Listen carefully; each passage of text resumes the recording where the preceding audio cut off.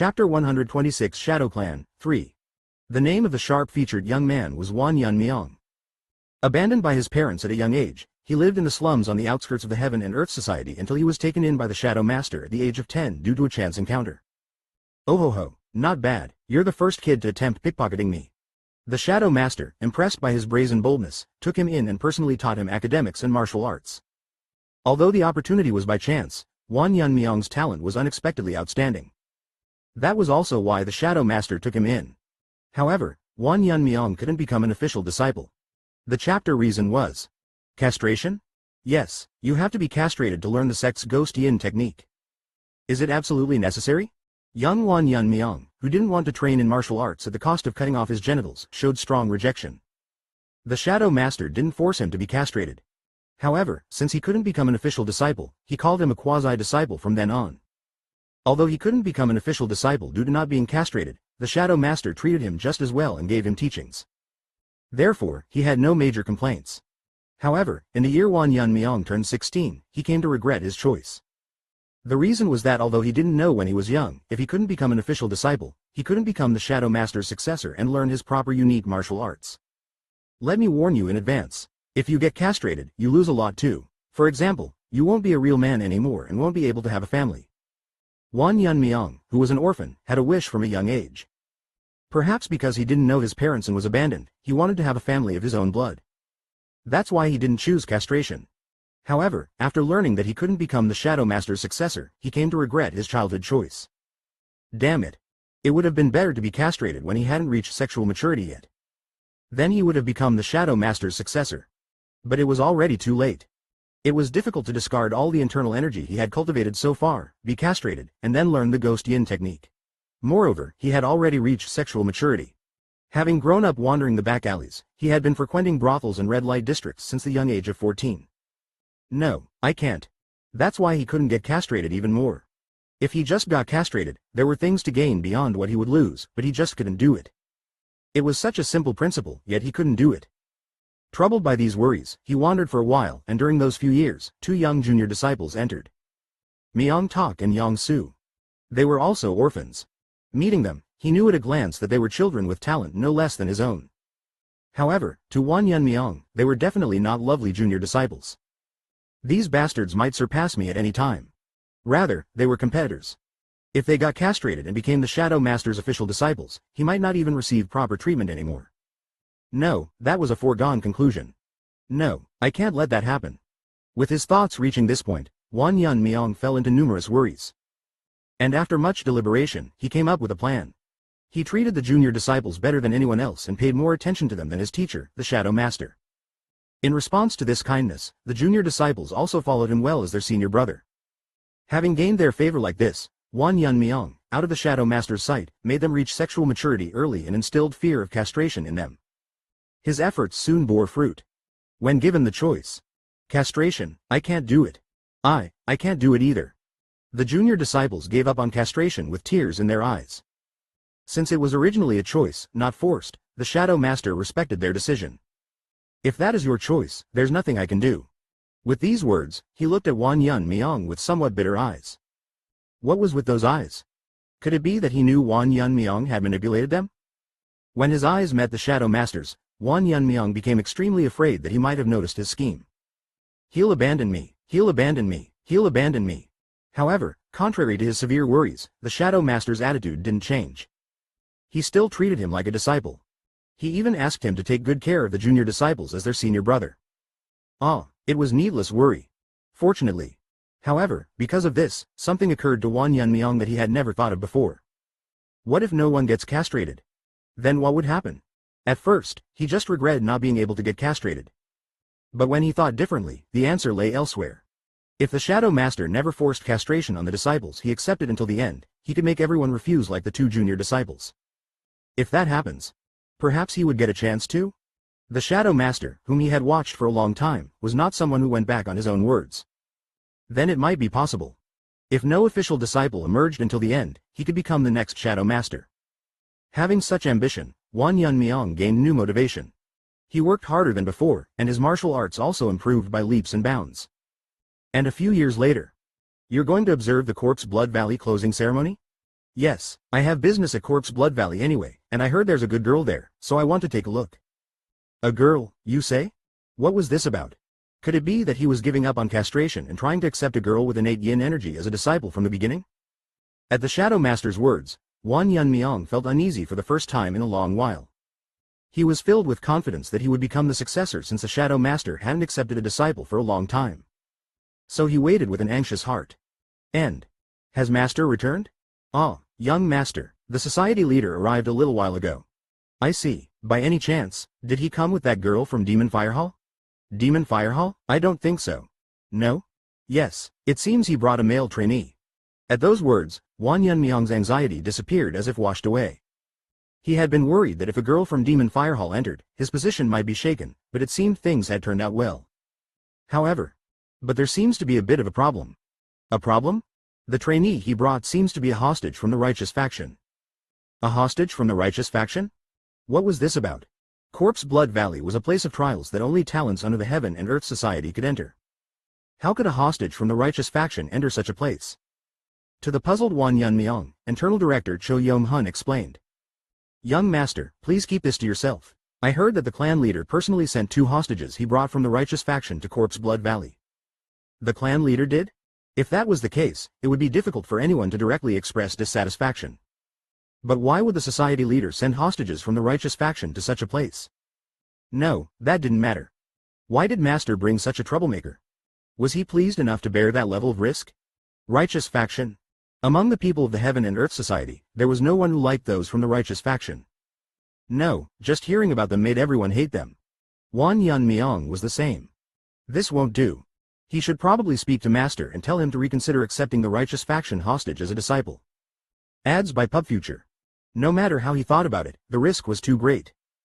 Thus, he asked the internal director and learned that the Shadow Master and the righteous faction hostage he had newly accepted had gone to the society leader's private indoor training room. So he headed there. However, when he went there, he found that the junior disciples had arrived before him. This can't be. How could this happen? But they were holding the warriors guarding the indoor training room and making a fuss about something. What were they making a fuss about? As he approached, Senior brother, it's a big problem. A big problem? In response to that question, the youngest junior disciple, Yong-su, whose chin was particularly prominent, replied with an absurd expression. Master accepted the guy he brought from Corpse Blood Valley as an official disciple. Single quote exclamation mark question mark single quote. At those words, Wan Yun Myong's expression hardened. What was this about? An official disciple? Could it be? Did that guy say he would be castrated? At Wan Yun Myong's question, the second junior disciple, Myong-tak, shook his head and burst out in anger. That's not it. He said he wouldn't be castrated, but because he has an innate yin constitution, Master said he would accept him as an official disciple. Innate yin constitution? At those words, a sigh escaped Wan Yun Myong's mouth. What kind of bolt from the blue was this? He had been at ease because Master didn't bring a girl. Moreover, since he was a hostage from the righteous faction, he was about to suggest to Master that it would be better to send him away. But he accepted such a troublemaker as an official disciple? How?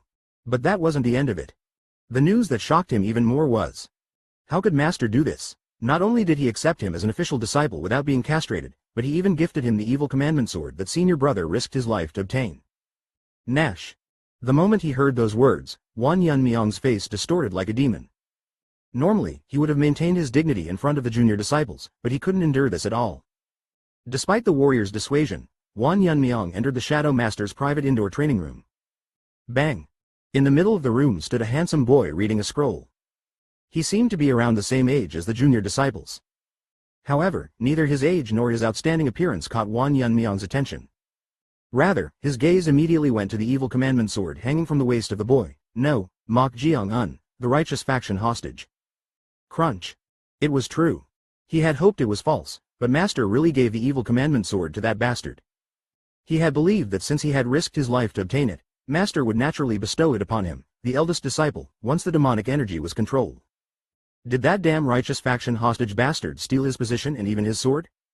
That was his. I'll kill him. He had to get back everything that was his, even if he had to kill that bastard. You're a really interesting person. If you kill me, you can get back what's yours. Single quote exclamation mark question mark single quote. What? At the voice ringing in his ears, Wan Yun Myong couldn't hide his bewilderment.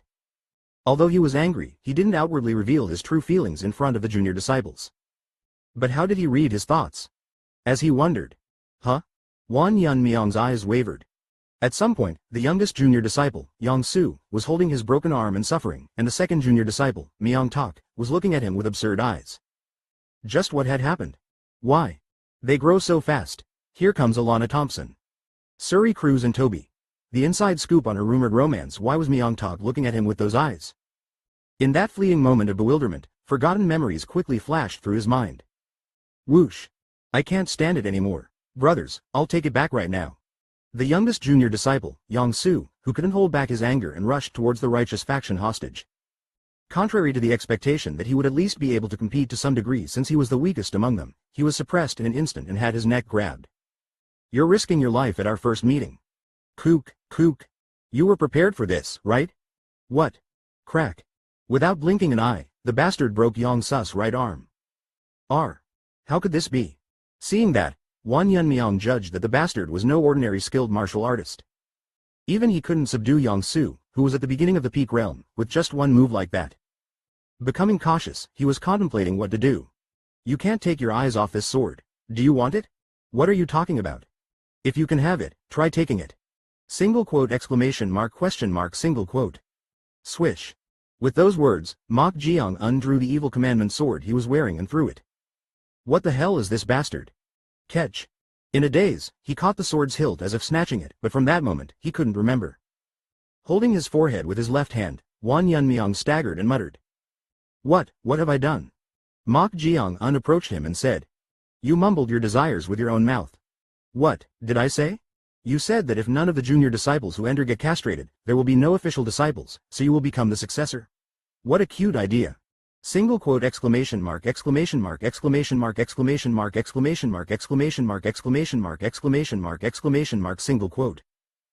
At Mok Jeong-un's words, Wan Yun Myong's eyes widened as if they would tear. He said that with his own mouth? He was concerned about the eyes with which the second junior disciple, Myong Tak, was looking at him, making it hard to say it was a lie. But then.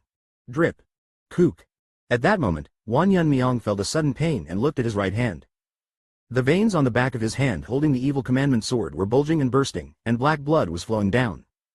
Then, it was trying to spread to his entire arm. In a panic, Wan Yun Myong hurriedly tried to let go of the evil commandment sword. However, as if the sword's hilt was connected to his palm, it wouldn't come off. Rather, it was even more painful. What the hell is this? Wan Yun Myong tried to somehow remove the evil commandment sword by raising his internal energy with his other hand. However, the more he did that, the stronger the pain became, and he couldn't endure it. As he struggled, Mok Jeong-un approached him and said, Shall I remove the sword for you? At those words, unable to bear the pain, Wan Yun Myong nodded his head frantically. Then, Mok Jeong-un said something out of the blue. You clearly asked me to remove it with your own mouth. What? Why was he saying this? At that moment, Wan Yun Myong saw Mok Jeong-un's smile filled with malice. Could it be? In a panic, he hurriedly said something. Wait, hold on. Slash. Before he could even finish his words, a sharp blade brushed past and sliced through Wan Yun Myong's right wrist that was holding the sword. Chapter 127 Shadow Clan, 4. TLN. Title name changes. Sect Leader Right-Pointing Arrow Society Leader. Shadow Master Right-Pointing Arrow Shadow Clan Master. Note. Amendments will be made for earlier chapters. Inside a soundproof room within the secret special operations building of the Shadow Clan, the External Affairs Director pointed to a messenger pigeon with an encrypted message and spoke.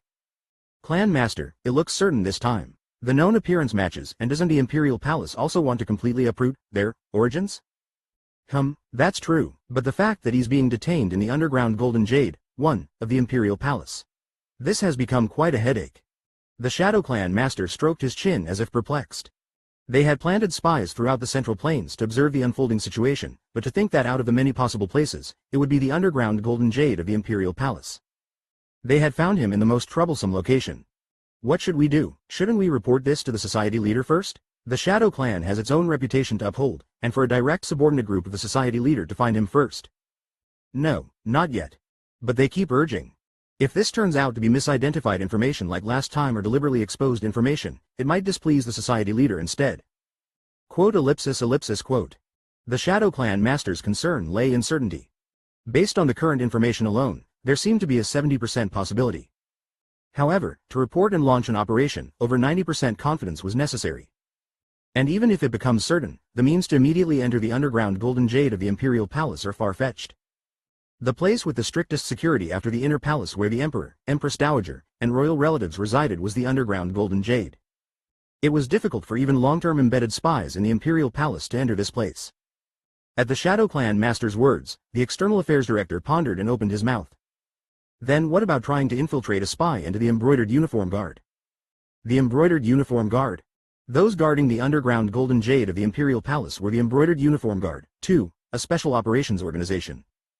Unlike other Imperial Palace warriors, the Embroidered Uniform Guard had many masters skilled in martial arts. That was why infiltrating the underground golden jade was tricky. Didn't the Embroidered Uniform Guard request young disciples from the Righteous Alliance in our clan to send over when they announced reforms and reorganization more than a decade ago? Request. Ah, there had been such an incident. However, without the society leader's approval, that matter fell through. But now would be a considerably opportune time. And why was that? It was because the Imperial Palace was currently in disarray due to the Emperor's illness. As the Emperor's condition worsened, signs of internal strife emerged. According to the information, the Righteous Alliance dispatching disciples wasn't simply to form good ties with the government either. Are they trying to intervene in the next succession?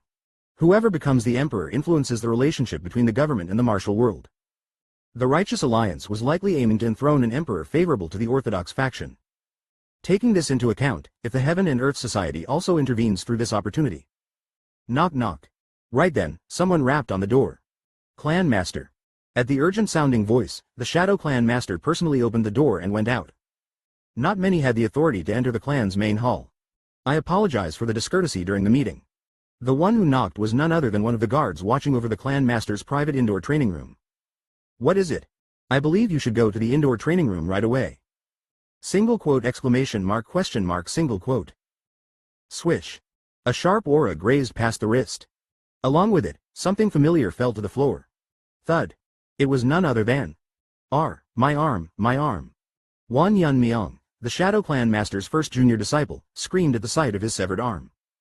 He never thought Mok Jeong would really cut off his arm. He wasn't the only one shocked by this scene. This crazy bastard?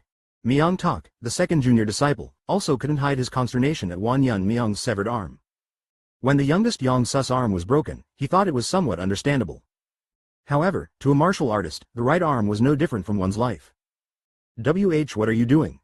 Myung Tak shouted at Mok Jeong. At this, Mok Jeong tilted his head and spoke. What am I doing? I helped him let go of his sword, didn't I? Mok Jeong answered with an expressionless face, as if feeling no emotion at all.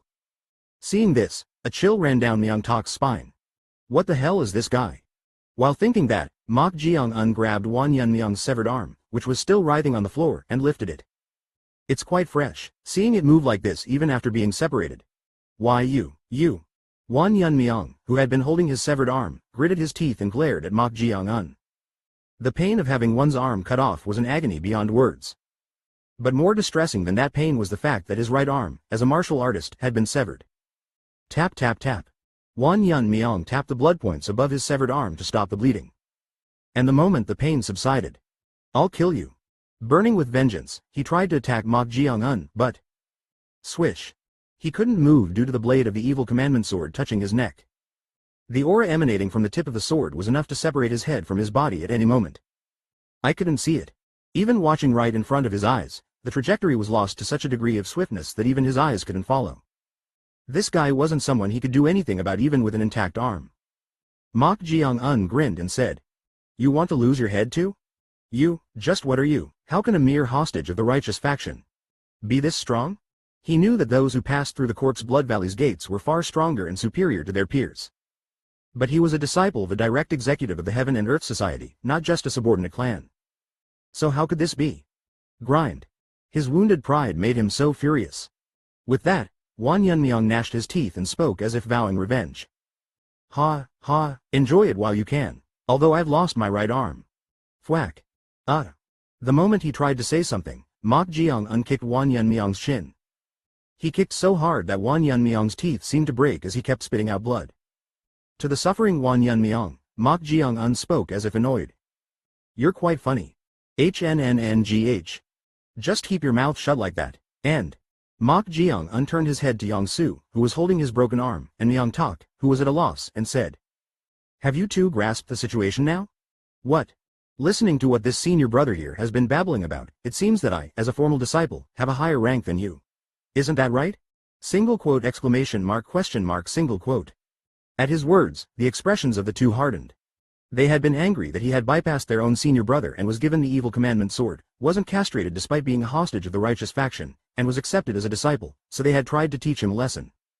But strictly speaking, Mok Jeong-un was a formal disciple of the Shadow Clan master and ranked above them. However, admitting this fact that they didn't want to acknowledge out of submission to the guy's power was unforgivable to their pride. Jeong Su, who had been holding his broken arm, spoke to Mok Jeong-un while suppressing his anger. "Don't be ridiculous. You think we'll recognize a mere hostage from the righteous faction as a formal disciple? You should worry about yourself first. No matter what, you cut off our senior brother's arm, so do you think Master will just let this slide?" Swish. At that moment, Mok Jeong-un disappeared from Jeong Su's sight.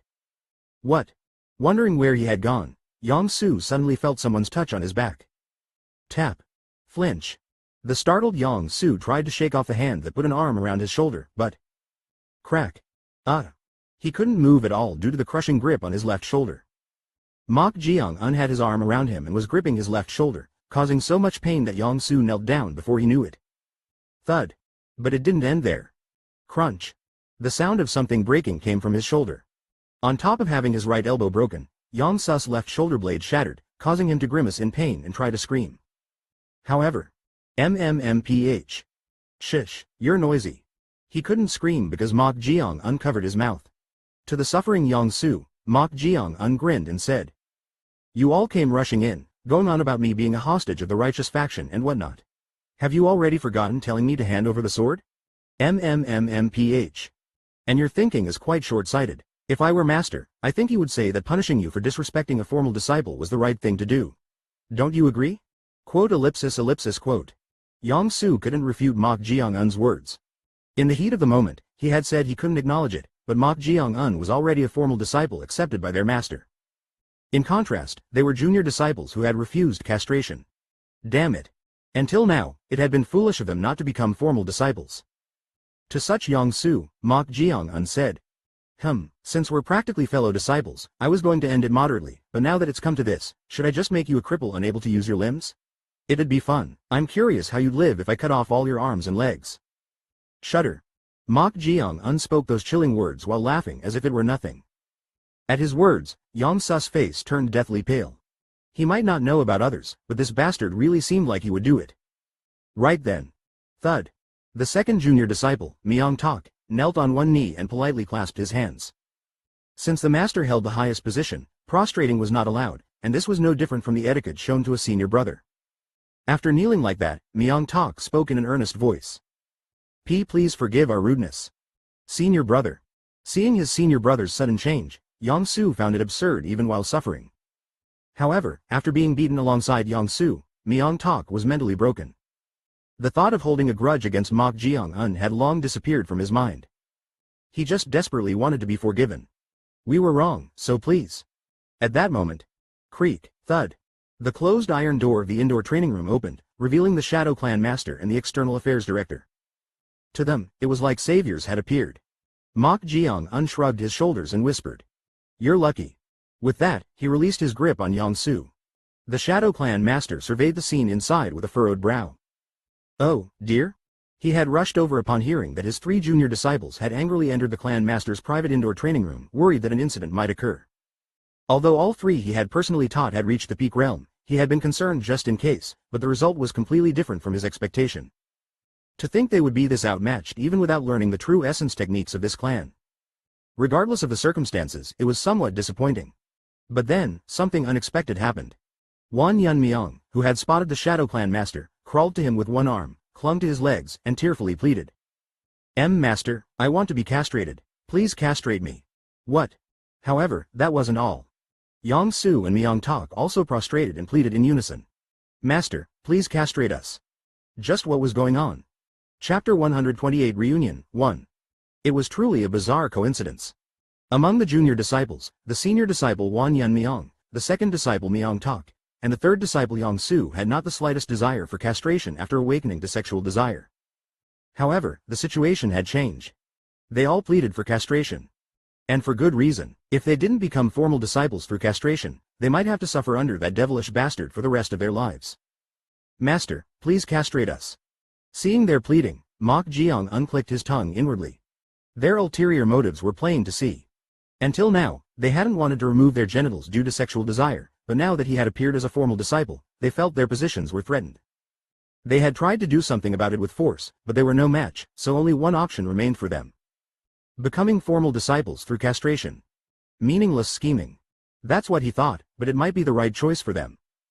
However, if they suddenly appeared in this state and asked to be castrated, would their request really be granted? He had doubts, but...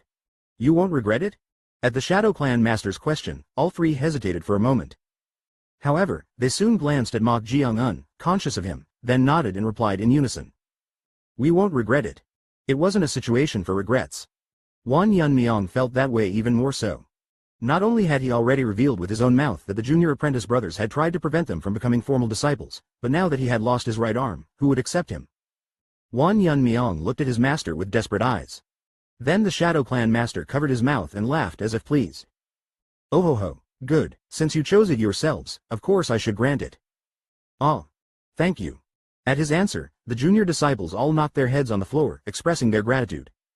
Mok Jeong-un, watching this scene, couldn't understand. They weren't special cases like him, and they had given up becoming formal disciples for their own desires. Yet why was he accepting them? While he was wondering, Wan Yun Myong and Yong-su seemed to be smiling at him with relieved expressions. Why were they making such faces? The reason was simple. By getting castrated, their positions had now become equal. No, since they had entered the clan before Mok Jeong-un, the situation had reversed. As his senior brothers, he could no longer bully them. Jeong-un. Just then, the Shadow Clan Master called out to Mok Jeong-un. Yes. We can speak casually now, right? Yes. Oh ho ho, you've gained 3 junior apprentice brothers as soon as you entered, so you're quite fortunate.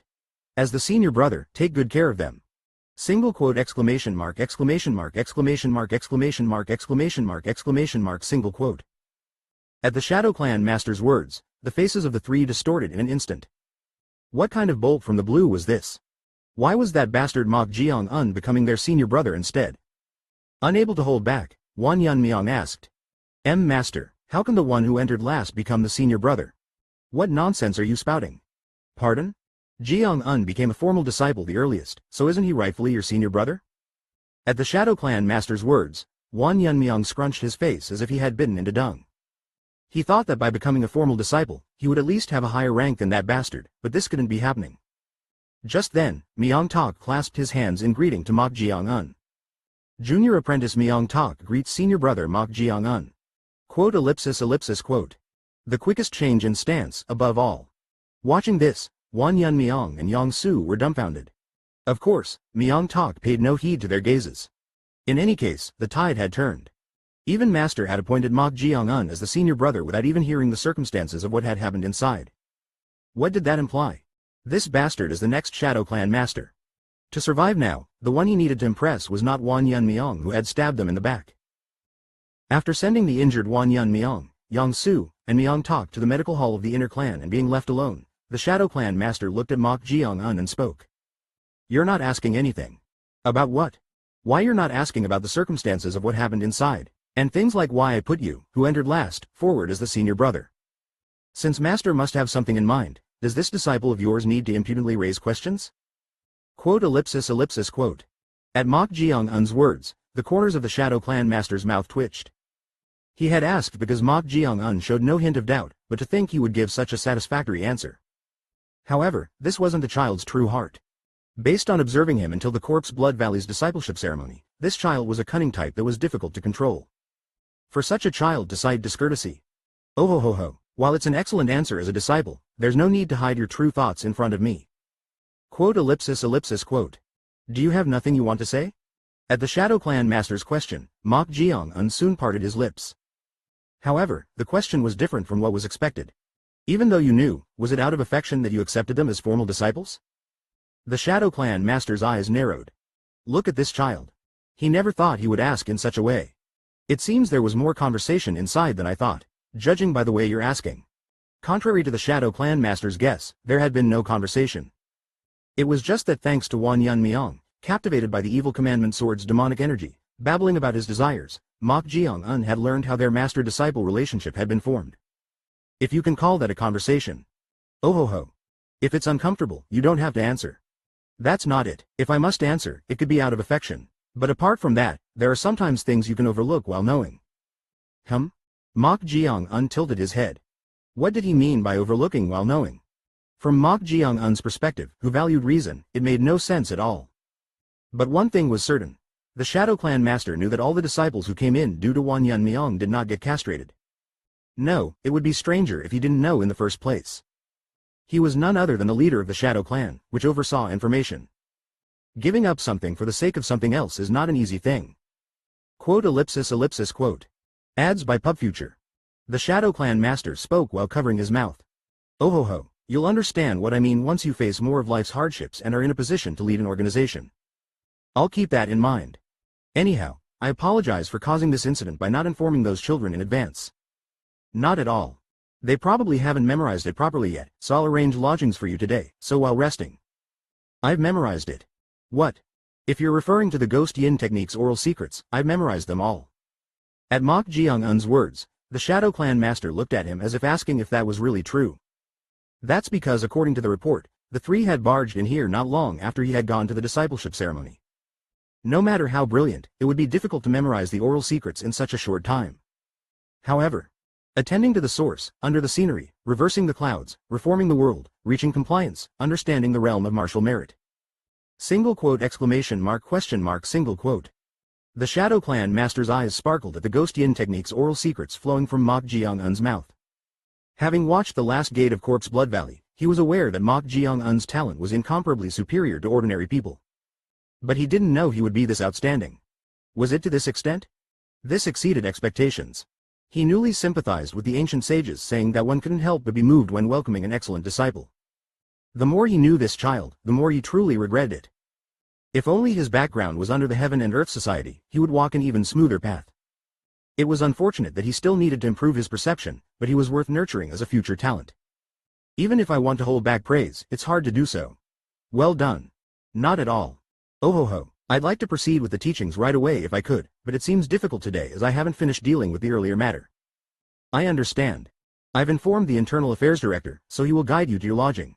You probably haven't had a proper rest while going through the Corpse Blood Valley's gates, so rest well today. Yes. Then see you tomorrow. Ah, I apologize, but would it be alright for me to take a walk around this area? A walk? Yes, after being in the mountains for so long, I'd like to take a light stroll and look around. At those words, the Shadow Clan Master's eyes sparkled faintly. However, without revealing it, he spoke as if it were nothing. You want to tour the inner city, I see. Yes, if it's okay. Oh ho ho. If that's the case, I'll assign someone to accompany you. At his words, Mok Jeong unclicked his tongue inwardly. Although he had been accepted as a formal disciple and the Shadow Clan Master's tone had become gentler and more familiar, he still hadn't lowered his guard against Mok Jeong at all. The fact that he was assigning someone when Mok Jeong said he would take a walk nearby showed that. It was annoying, but there was no choice. Thank you for your consideration. And so, Mok Jeong left the Shadow Clan's estate accompanied by an escort warrior assigned by the Shadow Clan Master. Don't mind me and just walk around as you please, young master. Yes, thank you for your consideration. In fact, it would have been more considerate not to follow. But there was no choice. Who? Mok Jeong let out a small exclamation as he looked around outside the estate. He had briefly looked around while coming here, but it was indeed vast. No, it wouldn't be an exaggeration to call it immense. The inner city itself is large. It seemed like it would take quite some time to look around the entire place. Rather, if he climbed the tallest building and surveyed the surroundings, he felt he could roughly grasp the entire geography of this place. However, that seemed difficult to do right away. The escort warrior was watching his every move. What did you come out for? It would be better to rest today, as that eunuch-like mortal said. Just then, Chung Ryong's voice rang in his ears. In response, Mok Jeong shrugged his shoulders and replied through voice transmission. Because I felt it. Felt? What do you mean? I sense Go Chan's spiritual energy not far from here. What, you mean that spirit who had entered that assassin wench's body? Yes. The reason Mok Jeong had come out was none other than the guard Go Chan. Forming a bond meant not only the spirit could sense the owner's energy. Mok Jeong-un could also instinctively detect the location of his bound spirit. It's not far. He was located within a radius of about 100 jang. If the energy was very far away, it would be faint and difficult to notice, but being this close, he felt he could definitely tell where it was. Northwest. If he headed in that direction, he would likely meet him. Seems like that guy is impressive too. Well, as a bound spirit, it's natural for him to follow since he can't even run away. But the fact that he didn't come close. It seems he's maintaining the body he possessed. Huh, you mean he infiltrated this place while still possessing a body? Yes, that's how it appears for now. The body seemed quite useful, but it didn't seem to be at a level capable of sneaking into the inner city. He must unexpectedly have some skill. Since he was originally an assassin, he may have done so based on that experience. Well, in any case, the more cards we can use, the better. Since there's no risk of betrayal from a bound spirit. He agreed with Chung Ryong's words. That's why he was looking for the guard Go-chan. Seeing that he had followed well and infiltrated this place, his value seemed to have increased compared to before. And so, Mok Jeong-un headed towards the northwestern path of the inner city, accompanied by the Shadow Clan's escort warrior. It was when they had walked about 30 jang. A group of people could be seen walking from the opposite side. One of them particularly caught his eye. It was a youthful-looking man in his late 20s with curly hair and a radiant appearance. In Mok Jeong-un's eyes, the man's surging energy was visible. Surprisingly, the magnitude of that energy was on a level comparable to Brightblade King Sun Yun. Who is he? He was at a level where it wouldn't be an exaggeration to call him an executive. However, it was difficult to make an accurate judgment based on appearance alone. Just then, someone else entered Mok Jeong-un's sight. Single quote exclamation mark question mark single quote. Behind the curly-haired youth, there was a man who appeared to be in his early 30s, seemingly part of the group. He was holding a wine bottle in one hand and had his other arm wrapped around the waist of a young and alluring woman. Could it be that guy? At Chung Ryong's words, Mok Jeong-un nodded slightly. The woman wearing flashy clothes with a neckline revealing her chest was none other than. It seems to be him. It was undoubtedly the guard Go-chan, who had possessed Ha Chai Rin. But why was Go-chan acting like that? It seemed he had infiltrated the Heaven and Earth Society in a different way than expected. Ah, damn it. Having also instantly recognized his master, Mok Jeong-un, the guard Go-chan couldn't lift his face, feeling embarrassed. 129 Reunion, 2. Not long ago, in the Crimson Orchid House located on the eastern outskirts of the outer city.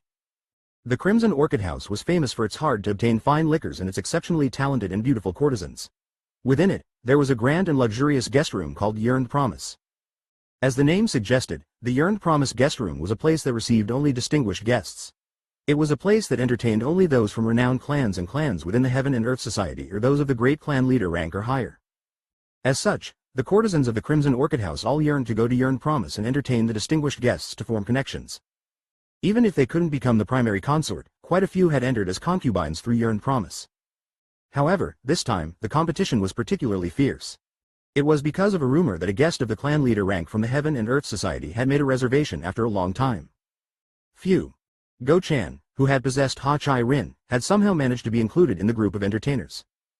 Due to the competition with the other courtesans, he had wanted to change his approach. He had invested too much time to give up and leave now. Swish. Go-chan quietly waited for his turn. The most special time in Yearned Promise was when the courtesans would showcase their talents or arts one by one in front of the distinguished guest. Ding tilde, ding tilde.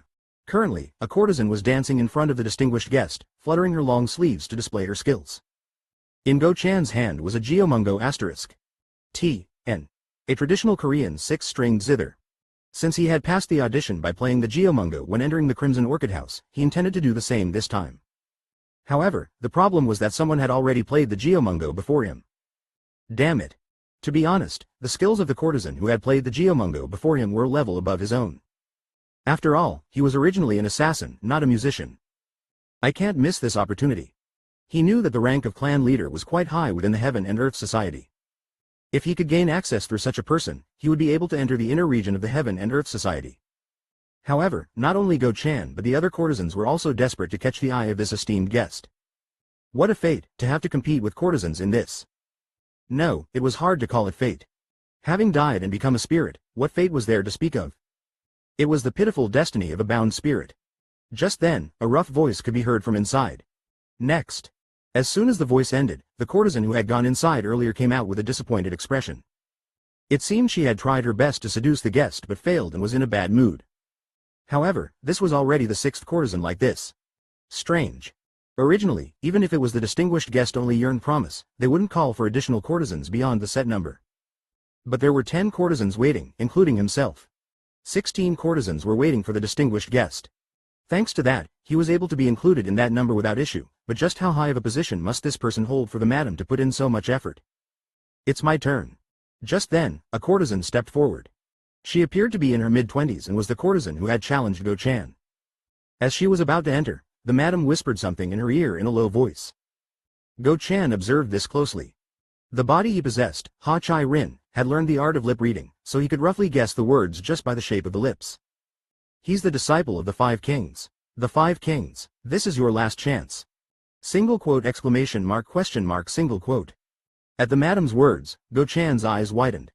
He knew they were paying special attention, but the person inside right now wasn't just of the clan leader rank but a disciple of the 5 kings, known as the high-ranking executives of the Heaven and Earth Society. Go Chan couldn't hide his inner surprise. The 5 kings? The 5 kings of the Heaven and Earth Society were masters recognized as the strongest, leaving aside political affairs and looking at the entire martial world. And one of their disciples is here? He wasn't sure if this would be alright. Will I be discovered with Ha Chai Rin's concealment technique? The 4 great assassins, as their title suggested, possessed a concealment technique that allowed them to hide their energy. Of course, that concealment wasn't perfect. Because it involved inserting needles into several acupuncture points to block the energy channels. Currently, Go Chan had lowered his energy to the level of the 2nd rate using the concealment technique. If he completely blocked the energy channels, it would be difficult to react when a dangerous situation occurred. This is troublesome. Even the rank of clan leader was high, but if he got entangled with a disciple of the 5 kings, he might lose this body. Ads by PubFuture while he was worrying like that. Tisk. The courtesan who had gone in earlier came out with a puffed up face. It seemed she was told to leave right away, even though she hadn't been inside for long. He likes young girls, doesn't he? Opening square bracket ellipsis closing square bracket. It seemed she was kicked out immediately because of her age. The madam looked at her with pity and then gestured to Go Chan. It was already his turn. Don't upset his mood too much, and if he seems displeased, come out right away. Opening square bracket ellipsis. I will. It seemed too late to change the plan. With a slightly nervous expression, Go Chan entered the yearned promise, the distinguished guest room. Inside, a somewhat rough-looking man in his early 30s with short facial hair was sitting in a relaxed posture, drinking from a bottle. Gulp, gulp. The manly-looking man put down the empty bottle on the table and looked at Go Chan. His gaze swept over him from top to bottom. For a moment, Go Chan felt goosebumps all over his body. The way he was assessing his entire body as if appraising him made Go Chan almost blurt out a curse without realizing it. Damn it, it's disgusting. Soon, the corners of the man's mouth could be seen slightly twitching. It seemed he was pleased with Go Chan's appearance. The man opened his mouth. Your face is quite pretty. Show me the talent you possess. Go Chan barely suppressed his inner thoughts and calmly replied. Yes, sir. Even speaking with his own mouth, the goosebumps wouldn't subside. But he had to endure it. To get to his master's side, he needed to enter the inner region of the Heaven and Earth Society. Ding. Go Chan sat on a chair and placed the pick on the strings of the geomungo. Before he could even play properly, the man raised one eyebrow and then waved his hand, signaling him to put it away. What's with this bastard? For a young man, he was unexpectedly picky, unlike his hearty appearance. He seemed to be the owner of a personality that was fussy about many things, unlike his open and generous appearance. Just then, the madam came out, knocking on a bamboo cane, and said, I apologize. Prepare the next girl right away. No, stay outside. Pardon? I want to see something else in this girl. Opening square bracket ellipsis. I understand. The puzzled madam went back inside the waiting room. He had tried to showcase his musical talent, but the man who had refused it was now telling him to stay, saying he wanted to see something else. While thinking that, the man spoke. Girl, I see you have learned martial arts. Single quote ellipsis. So that's what it was. As expected of a disciple of the 5 kings, he immediately noticed that Go Chan had learned martial arts. Since he had deliberately blocked his energy channels to reveal a second-rate level, he had expected a high-level expert to notice. However, Go Chan found it difficult to gauge this man's skill level. He could only surmise that he was at least a master of the peak realm. At his words, Go Chan recited the lines he had prepared in advance. It's just a small skill I learned from my late father. It's merely enough to protect myself from ruffians, so please don't think too highly of it. You learned it from your deceased father? My father was a low-ranking warrior within the association. Oh, is that so? The man showed interest in Go Chan's words. Within the Heaven and Earth Society, third-rate and second-rate martial artists were abundant, so it wasn't particularly surprising, but a courtesan learning martial arts seemed to be perceived differently. Even if he was low-ranking, for the child of a warrior of the great Heaven and Earth Society to live as a courtesan in such a place. It's truly a pitiful fate. Opening square bracket ellipsis closing square bracket. It would be good to show a teary-eyed look here, but the situation itself was so uncomfortable that it was difficult for Go Chan to put on such an act. Just then, the man chuckled and said, opening square bracket ellipsis. Did you think I would comfort you like that? The world is full of people in hardship. Becoming a courtesan was your choice, so isn't it ridiculous to expect comfort? Your words are just, sir. There was no need to act unnecessarily. Ads by PubFuture. But then, the man suddenly shrugged his shoulders and said, but they say life brings a few strokes of luck. Opening square bracket ellipsis closing square bracket. If your meager martial arts can pique my interest, I shall accept you as one of my people. As one of your people? My so-called guards are all dull men, so it's been a bit lonely. Wouldn't it be pleasing to the eyes to have a pretty girl like you? Look at this. Not as a concubine but as a guard? For a man with a rough way of speaking and who said he wouldn't offer comfort, he was showing generosity in a peculiar way. He didn't seem to be as narrow-minded as he had thought. Rather, it worked out well. He had been at a loss as to what to do if he entered as a concubine, but this might actually be better. However, he became curious about this fellow's identity. Sir, before I demonstrate my skills, may I ask your esteemed name? My name? If you're saying you might accept a lowly servant like me, how can I not know your esteemed name? At Go Chan's question, the man gulped down a bottle of liquor and said, you mean me? Ha ha ha ha. Thud. The man, who had laughed heartily, picked up something that had been placed on the floor and lightly lifted it. It was none other than an axe. It wasn't the kind of axe used to chop firewood but a massive axe that could split a person in half with a single strike. Seeing this, someone among the 5 kings came to Go Chan's mind. Axe-destroying king, Po Fu Wang, Ho Taegang. He was known as a supreme master who had slaughtered countless experts of the righteous faction with a single axe. And he was one of the 8 stars, regarded as the greatest masters of the martial world. Realizing who his master was, Go Chan unconsciously swallowed his saliva, and the man revealed his identity. I am Ho Jong Hyuk, the great clan leader of the Destruction Clan. Damn it. Guard Go Chan, who had possessed Ha Chai Rin's body. Go Chan couldn't lift his face due to extreme embarrassment. By demonstrating his dagger-throwing skills, he had managed to become a guard of this man, Ho Jong Hyuk, the great clan leader of the Destruction Clan, who had come as a distinguished guest to the Crimson Orchid House. However, although his title was a guard, this fellow was treating him almost like a concubine. Not only did he make him wear clothes that revealed his chest, but he also had him pour drinks all day by his side. This is driving me crazy. He had been going along with the fellow's tune, enduring it until he could find his master, Mok Jeong-un, but to think he would end up showing such an embarrassing sight. He wanted to immediately remove Ho Jong Hyuk's arm that was wrapped around his waist. Kekekeke, that fellow's soul is that of a man, isn't it? The way he's acting, he's completely become a wench. Chung Ryong laughed at Go Chan's appearance. Mok Jeong-un also found it somewhat unexpected, but in fact, he had no particular feelings about it. Rather, his gaze was drawn to the curly-haired youth with a radiant appearance and those around him. They were all exceptional experts, not ordinary people. Just then, the escort warrior assigned by the Shadow Clan master hurriedly whispered. Young master, you must quickly pay your respects. The one at the very front is young master Jang Nung-ak, the second disciple of the society leader. Jang Nung-ak? Ah, so that curly-haired man was one of the 3 disciples of the society leader, the leader of the Heaven and Earth Society, Jang Nung-ak. He had heard from the corpse Blood Valley master, Lee Ji-young.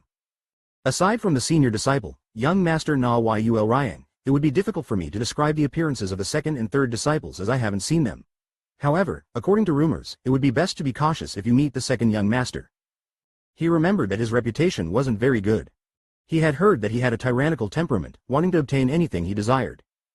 Just from his outward appearance, he didn't particularly seem that way. In any case, there was nothing good about clashing with this person right now, so Mok Jeong unclasped his hands in greeting and bowed his head to show respect. Greetings to young master Jang Nung-ak. As he greeted like that, there was no response. Rather, Jang Nung-ak seemed to have no interest and tried to pass by Mok Jeong-un and the escort warrior. Is that fortunate? It might be better for him not to be interested. However, it became a bit troublesome. It seemed difficult to take Go Chan away right away as he was with the entourage of Jang Nung-ak, the second disciple of the society leader. So, he was about to ask through voice transmission who the person with him was, but... Tap. At that moment, Jang Nung-ak, who had passed by, stopped. Then, turning his head, he said, "You just now, I don't think I've seen you before. Who are you?" Single quote ellipsis single quote. He had hoped he would pass by, but he stopped and asked. Mok Jeong unturned his body and replied while maintaining his posture of greeting with clasped hands. "I am Mok Jeong, disciple of the Shadow Clan Master." Shadow Clan Master? Yes. Is there a guy named Mok Jeong among the Shadow Clan Master's disciples? This is the first time I've heard of it. Under the Shadow Clan Master? Wait, young master, isn't this Brad that guy? That guy? What are they talking about? At that moment of confusion. Swish. Suddenly, in Mok Jeong-un's lowered gaze, a pair of legs appeared in front of him. "Ho, so you're that guy." The owner of the voice was none other than Jang Nung-ak. Based on the vast energy emanating from him, Mok Jeong-un had estimated that he was quite strong, but his movement was extremely fast. He was already standing right in front of him. You're the hostage of the righteous faction who passed the Corpse Blood Valley's gates with the highest score this time, aren't you? At his question, Mok Jeong-un's eyes narrowed. Not much time had passed since the discipleship ceremony at Corpse Blood Valley had ended. Yet how did this person already know about him? While he was thinking that, tap, swish, Jang Nung-ak lifted Mok Jeong-un's chin with the folding fan he was holding in his hand. Then, smirking, he said, "I only feel like you're at the beginning of the peak realm, so how could a guy like you have gotten the highest score at the Corpse Blood Valley's gates?" What should he say in response here? While he was pondering, Chung Ryong's voice rang in his ears. "Lower your head as much as possible. This isn't the time to clash in terms of strength or influence." The opponent was the second disciple of the society leader. As he was aiming to be the next society leader, he held considerable influence here. If he carelessly displeased him, his ankles could be grabbed before he could even attempt anything. Naturally, Mok Jeong-un had that level of discretion. Thus, it was merely good luck. "Thank you for looking upon me favorably?" Right at that moment, in the blink of an eye, Jang Nung-ak's index and middle fingers were poking Mok Jeong-un's eyes. In that fleeting moment, Mok Jeong-un made a judgment. A test. This was clearly a test. Jang Nung-ak considered his martial prowess to be around the early stage of peak realm, so he had doubts. Therefore, he was now testing him to reveal his true skills. Here, Mok Jeong-un's choice was simple. Mok Jeong-un blinked and closed his eyes, only slightly flinching his body. Naturally, he wouldn't be able to dodge, and if he kept his eyes open, it would be considered strange, so he did his best to pretend to be an inferior martial artist. Thwack. In front of Mok Jeong-un, who had his eyes closed, Jang Nung-ak's 2 fingers stopped by a hair's breadth.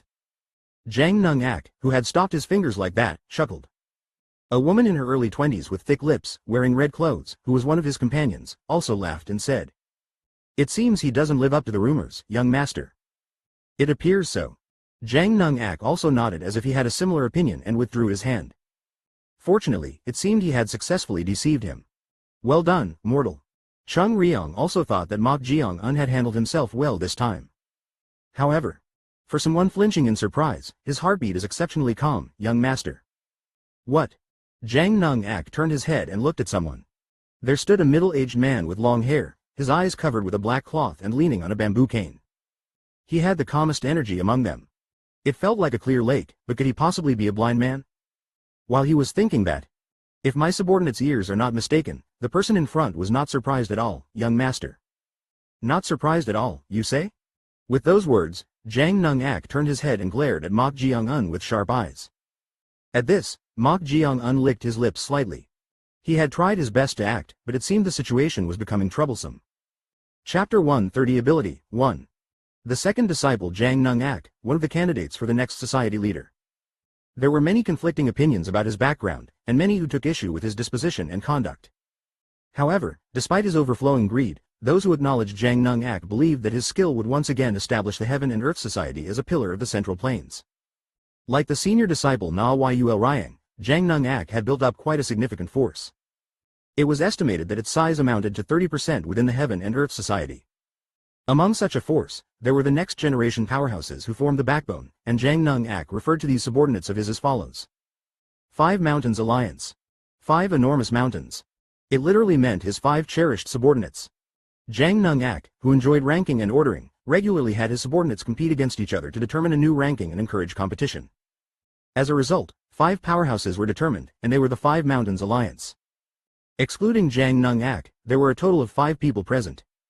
Except for the female guard accompanying Ho Jong-hyuk, the great clan leader of the Destruction Clan, everyone from the second mountain to the fifth mountain was gathered. Most people assumed that Ho Jong-hyuk, a disciple of axe-destroying King Ho Taegang, one of the 8 stars of the Central Plains and one of the 5 kings, would be either the first mountain or the second mountain, but the reality was different. Second mountain, Wee Mang Cheon. Despite being a blind man who had lost his sight, he was a powerhouse who contended for the position of the first mountain. And among the members of the 5 Mountains Alliance, he was the only one who was not from the Heaven and Earth Society but brought from outside, and he possessed an ability that everyone avoided as much as his martial prowess. It was his hyper-senses that had developed after losing his sight. Among them, his hearing was by far the most exceptional. A useful talent. Jang Nung-ak highly valued Wee Mang Cheon's auditory ability. That's because Wee Mang Cheon could read other people's emotions or discern the truth from lies with this absurd level of hearing. Thump, thump, thump. Single quote ellipsis. It's steady. Wee Mang Cheon had been carefully listening to this person's heartbeat since first seeing him. Normally, he wouldn't pay attention to everyone he didn't know. However, it started because of the guard beside him. Young master, you must quickly pay your respects. The one at the very front is young master Jang Nung-ak, the second disciple of the society leader. From this conversation alone, Wee Mang Cheon learned that one of the approaching individuals was meeting his lord, Jang Nung-ak, for the first time. Usually, when someone was referred to as a disciple of the society leader, their heartbeat would noticeably change due to emotional fluctuations during their first meeting, unless they were executives. However, it's too steady.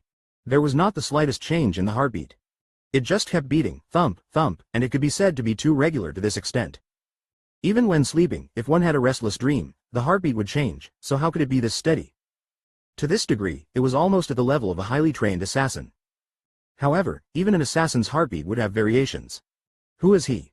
In any case, he was also someone Wee Mang Cheon was seeing for the first time. Since Wee Mang Cheon was blind, he distinguished others through their footsteps, heartbeats, or habitual sounds they made. But this person was someone whose voice he was hearing for the very first time. He maintains his composure even after seeing the young master. His martial prowess, sensed through his energy, was around the beginning of the peak realm, which was unusual for someone who was at best a senior warrior or a great clan leader, considering his young age. And Wee Mang Cheon realized that Mok Jeong-un was definitely extraordinary through Jang Nung-ak's test. Although he had lost his sight, he knew how precious eyes were to people. Therefore, when someone aimed for their eyes, he could confirm that most people's heartbeats would become incomparably larger than usual. However, thump, thump, thump. Single quote ellipsis. Just what is this guy? How could the sound be exactly the same as before? Judging from the sound of movement and reaction, it seemed like he flinched in surprise, but there was not the slightest change in his heartbeat. It was as calm as if he were doing daily activities. What is this? This was the first time he had encountered someone like this. Nothing represented emotions as well as the sound of the heart. But how could this be possible? After a moment of puzzlement, Wee Mang Cheon could be certain of one thing. If my subordinate's ears are not mistaken, the person in front was not surprised at all, young master. Quote ellipsis. Not surprised at all, you say? At Wee Mang Cheon's words, Jang Nung-ak turned his head and glared at Mok Jeong-un with sharp eyes. He trusted Wee Mang Cheon's judgment, as he possessed excellent ability in reading others. Were you really not surprised? At his words, Mok Jeong-un waved his hands and said. Quote ellipsis. How could that be possible? My eyes were about to be poked, so how could someone not be surprised? Tap. At that moment, Jang Nung-ak placed the head of his folding fan on Mok Jeong-un's chest. Although he didn't possess hypersenses like Wee Mang Cheon, he could discern heartbeats through a medium without directly touching with his hands. Soon, Jang Nung-ak snorted and opened his mouth. This guy is completely interesting. What, don't tell me Mang Cheon's words are true? The woman with thick lips and red clothes asked as if intrigued. Then, Jang Nung-ak swept the folding fan up from the chest to Mok Jeong-un's chin and said. Is it because he has guts? Or is he hiding his skills? Jang Nung-ak's eyes seemed to pierce through Mok Jeong-un. Seeing his appearance, Mok Jeong-un clicked his tongue inwardly. He thought he could deceive him with just facial expression management and appropriate acting, but that blind man seemed more troublesome than expected. It was his first time encountering someone who listened to heartbeats. Mortal, stay calm. Even if his hearing is abnormally sharp, your true skills haven't been exposed. Chung Ryong spoke to Mok Jeong-un. The situation was different from when they were in Corpse Blood Valley. If he made an enemy of the society leader's disciple, it could go beyond being annoying, and his chances of avenging his grudge might become remote before he could even attempt anything. This guy shouldn't act out rashly. Although he had been with him all this time, Mok Jeong-un's actions were unpredictable. That's why she was concerned. In a situation where they weren't fully prepared, the answer was to suppress one's emotions. At that moment, Mok Jeong-un opened his mouth. I heard you are one of those closest to the society leader. Hum? At those words from Mok Jeong-un, one of Jang Nung-ak's eyebrows slightly rose. It seemed he wasn't too displeased with what he had just said. Mok Jeong-un continued. The master who taught me said that one must remain calm even in front of a tiger to survive. At his words, the corners of Jang Nung-ak's mouth slightly curled up.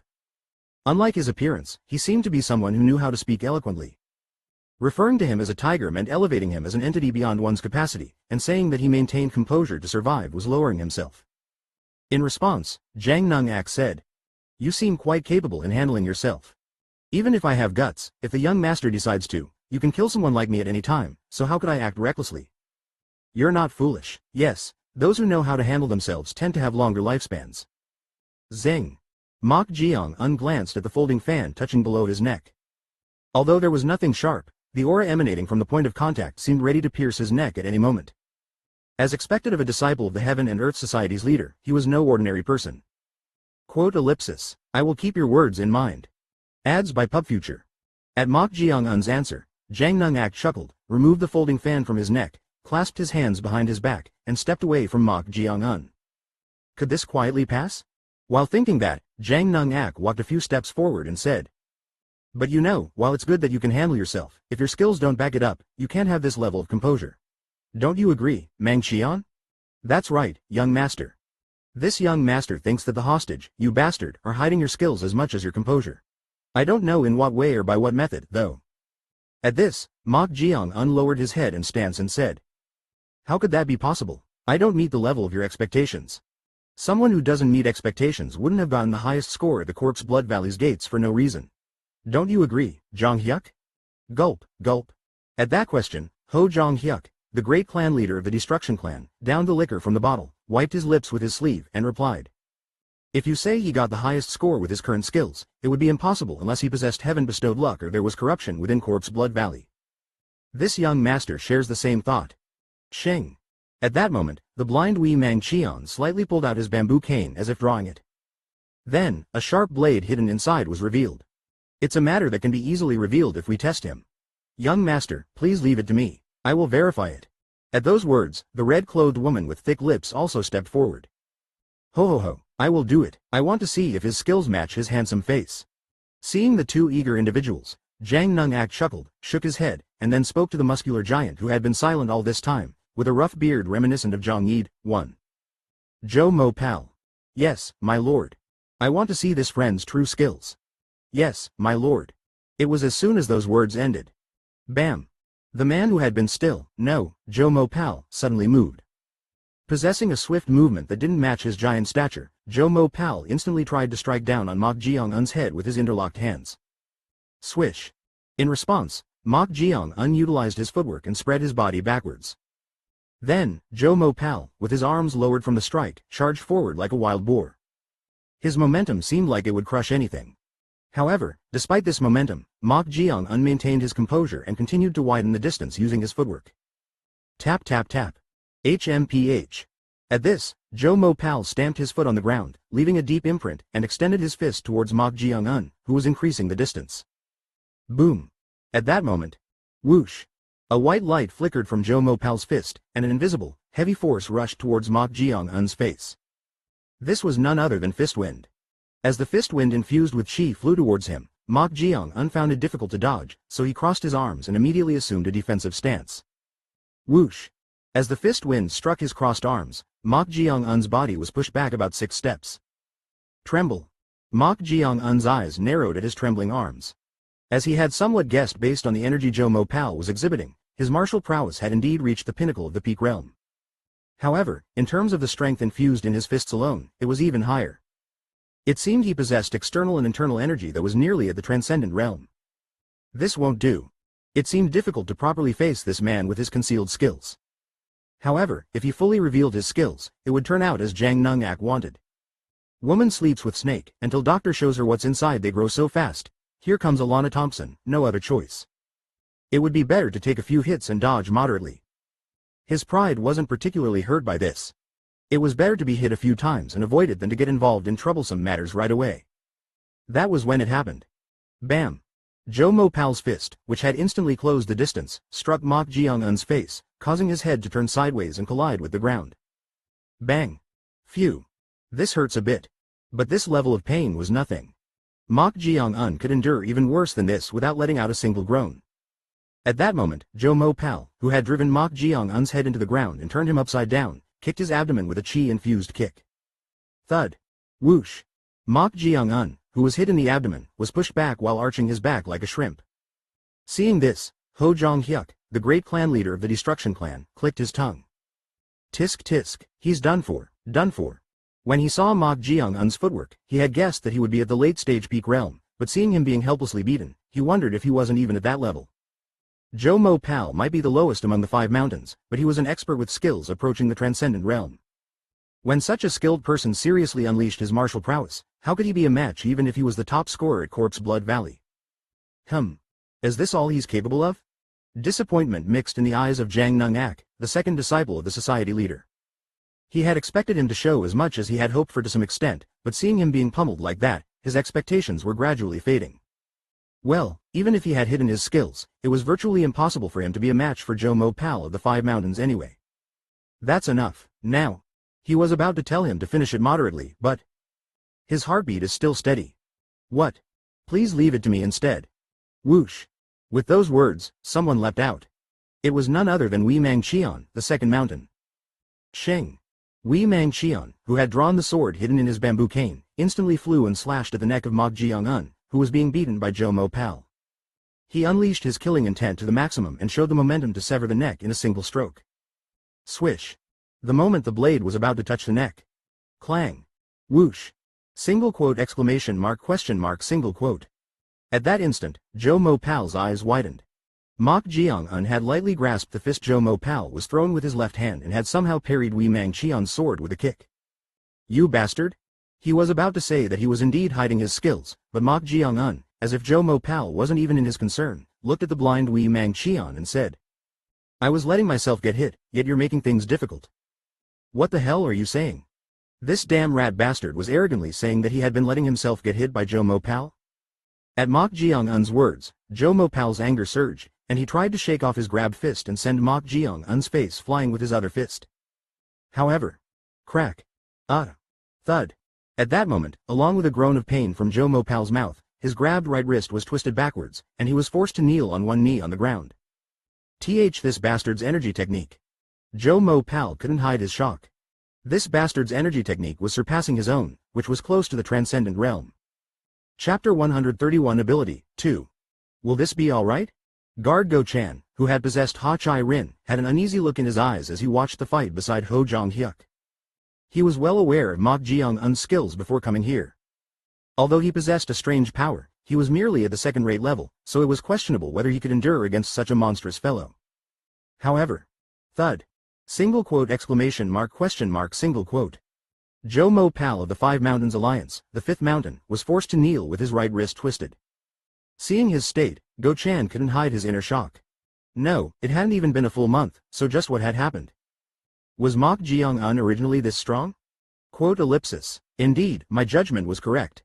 The blind second mountain, Wei Mangqian, opened his mouth while his sword was still locked. He had no intention of actually beheading Mok Jeong-un, but he had created a momentum that seemed like he would slash with maximum killing intent. As a result, Mok Jeong-un revealed his true skills. This was quite surprising. He has surpassed the peak realm. It exceeded expectations. He had thought that he might be at the pinnacle of peak realm at most. However, if he could block his sword strike in an instant and overwhelm Zhou Mo Pal with his internal energy, it wouldn't be an exaggeration to say that he had reached the beginning of the transcendent realm. With what skill did he? Woo! Single quote exclamation mark question mark single quote. The blind Wei Mangqian frowned. Although their swords were locked, a very faint resonance transmitted to his ears, grating on them. Then, he felt cracks forming on his sword. At this clang, Wei Mangqian used a sword technique to deflect Mok Jeong-un's sword. As the sword was deflected, Mok Jeong-un's body slightly floated back and was pushed back about 5 steps. Then, Wei Mangqian touched and felt the blade of his sword with his fingers. The bamboo sword is cracked. Although it was wrapped in bamboo, it was a renowned sword created by the hands of a skilled craftsman. Such a bamboo sword had developed hairline cracks from a single clash? Just what kind of sword was it? Clap clap clap. At that moment, the sound of someone clapping could be heard. The one clapping was none other than the society leader's second disciple, Jeong. With the corners of his mouth stretched to his ears, Jeong was looking at Mok Jeong with a satisfied gaze. Yes, this is exactly what this young master wanted to see. The martial prowess that had passed the Corpse Blood Valley's gates with the highest score, despite being a hostage of the righteous faction. There was no way it could be shoddy. Even though he didn't know how he concealed his energy, if he could withstand the sword of Wei Mang Qian, the second mountain, it was certain that he had surpassed the peak realm. At his words, Mok Jeong spoke with a troubled expression. You're really making things difficult for me. He had tried his best to conceal his skills. But to think it would be exposed in this way. How annoying. If it weren't for that blind man, he wouldn't have been discovered like this. Through this, Mok Jeong learned one thing. Nothing was ever perfect.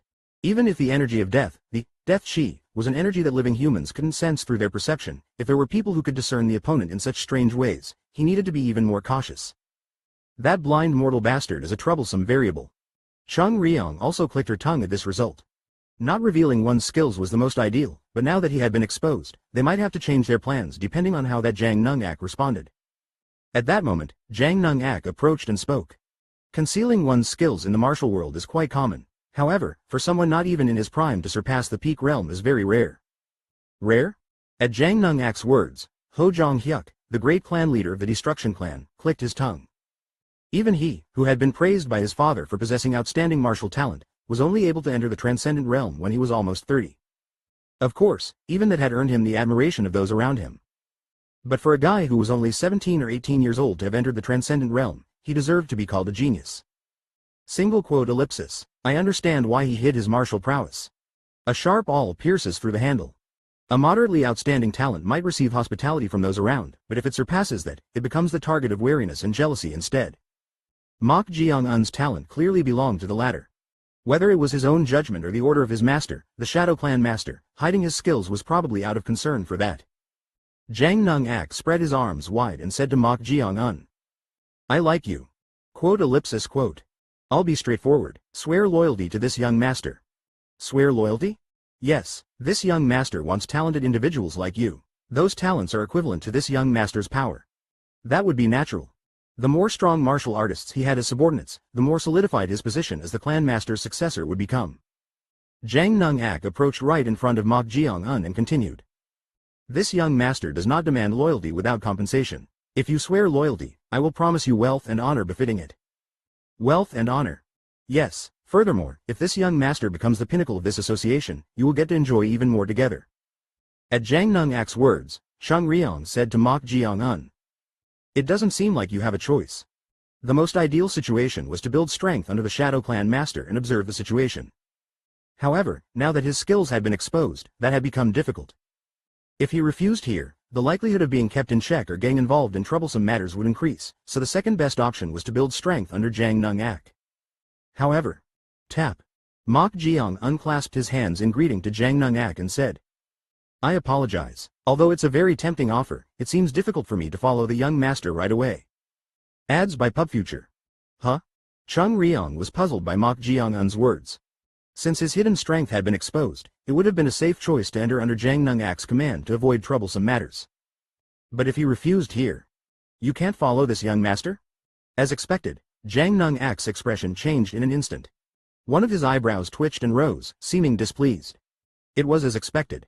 Just what are you thinking, mortal? Chung Ryong clicked her tongue inwardly. The society leader's second disciple was one thing, but each and every one of his subordinates was not an ordinary master. Therefore, it was best not to provoke them. He never moves in a safe manner as advised. At that moment, Jeong poked Mok Jeong's chest with his folding fan and said, Press. Do you know what that means right now? Well, I'm not sure what it means. What? At Mok Jeong's words, Jeong's eyes turned completely cold. How dare a mere hostage from the righteous faction not only refuse the young master's offer in this way but also talk back? Press. Jeong poked Mok Jeong's chest even harder with the folding fan and said, Have you forgotten who is standing in front of you? How could that be possible? You are young Master Jeong, the second disciple of the society leader. Yet you seem to be ignoring this young master's offer.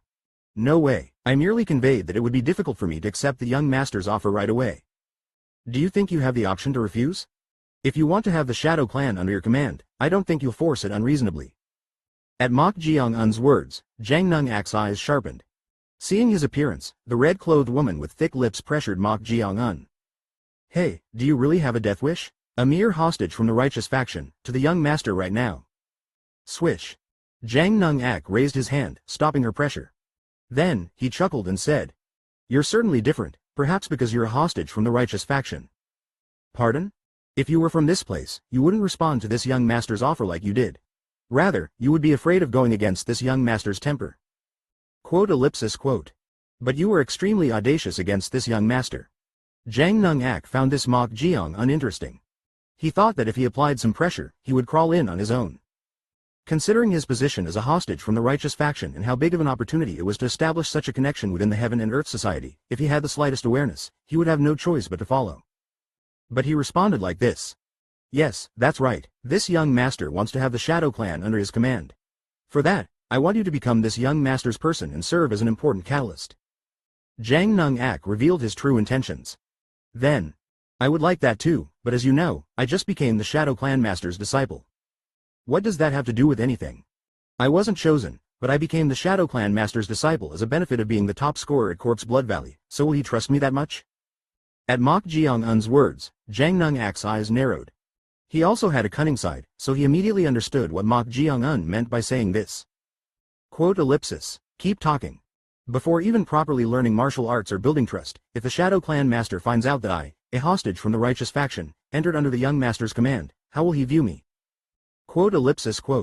If I were the Shadow Clan master, I would rather suspect and distance myself from a hostage from the righteous faction who had just entered the society and was trying to approach wealth and power too quickly. With these words, Mok Jeong-un lowered his voice and whispered so that only Jang Nung-ak could hear. It doesn't matter if you take me as a subordinate right away, but if that happens, you won't be able to obtain everything you desire. Is it really beneficial to take me as a subordinate now? Single quote exclamation mark question mark single quote. Jang Nung-ak's lips slightly twitched. Look at this guy. He received a rather refreshing shock from Mok Jeong-un's words. His interest in Mok Jeong-un being a hostage from the righteous faction was only a small part, and his goal was to take Mok Jeong-un as a subordinate and use this opportunity to bring the Shadow Clan under his command as well. He had rushed because his forces were still inferior to the senior disciple. But this guy was beyond imagination. Cunning. He was reading even the parts that Jang Nung-ak had not considered. As this guy said, if he accepted him as his subordinate right away, the Shadow Clan master's mind would be filled with suspicion. If that happened, it would become difficult to fully bring the Shadow Clan under his command. Jang Nung-ak looked straight at Mok Jeong-un. He had thought he was an impudent fellow for rejecting his offer, but after this conversation, his thoughts had completely solidified. He wanted to make this guy completely his. Tap. Jang Nung-ak removed the folding fan that had been poking Mok Jeong-un's chest. And he also spoke in a whispering voice. You have a point, fine, it's regrettable, but for now, I'll just back off. I hope you build a close trust with the Shadow Clan master. At his words, Mok Jeong-un gave a light smile. Jang Nung-ak also chuckled as if their thoughts had aligned, then clasped his hands behind his back and turned around. Young master? Let's go back and have a generous drink. At these words, most of his subordinates couldn't hide their puzzlement. He's just leaving without any results? It was quite different from usual. However, they had to follow their lord's order, so they withdrew without a word. Of course, the fifth Mountain Joe Mo pal, who had suffered an injury to his wrist, was the same. Quote. On the other hand, the blind Wee Mang Cheon, who had overheard the conversation they whispered with his extraordinary hearing, stopped for a moment and found the situation unsatisfactory. Excessively cunning. Without causing a commotion with his 3-inch tongue, he made his lord withdraw in a pleasant manner. He even made it so that no conclusion was reached. His cunning aspect made Wee Mang Cheon more wary than his outstanding martial arts. However, since his lord seemed to be very pleased with him at the moment, he would withdraw for now but keep a close eye on him. As they all left, Mok Jeong-un sent a voice transmission to Chung Ryong with a smile. I'll have to kill that blind man first. Show menu. Read novel online. Full novel. Bin novel. Myst, Might, Mayhem. Chapter 132. Myst, Might, Mayhem. C132. Chapter 132. Ability 3. As they all withdrew, Mok Jeong-un sent a smiling voice transmission to Chung Ryong. I'll have to kill that blind man first. I knew you'd say that. Chung Ryong had expected this cunning fellow to naturally say that. Clicking her tongue, Chung Ryong said. You handled it relatively well, but what about that guy? That guy. She meant Go Chan, who had possessed Ha Chai Rin. Wasn't the original purpose to come out and retrieve him? At that question, Mok Jeong-un sent a voice transmission. I already instructed guard Go Chan through voice transmission to monitor them. Monitor? Ho. It seemed like a good decision. Although they were withdrawing for now due to his 3-inch tongue, it was certain that they would get involved again in some way. If Go Chan naturally played the role of the monitor at a time like this, it would be easy to handle whatever happened later. Since he doesn't seem to dislike being possessed by a wench's body, he should do well. Was that so? Mok Jeong-un tilted his head. He remembered Go Chan constantly frowning and not even being able to make eye contact with him. Anyway, since he had told him that he would change his body to a man soon, he thought Go Chan would diligently carry out the task. Then, Chung Ryong said, "Still, unlike our concerns, you handled it well with your mind." She had been worried that Mok Jeong-un might act rashly without considering the consequences, as he often took unexpected actions while they were together. But unlike these worries, he seemed to have gained some composure now.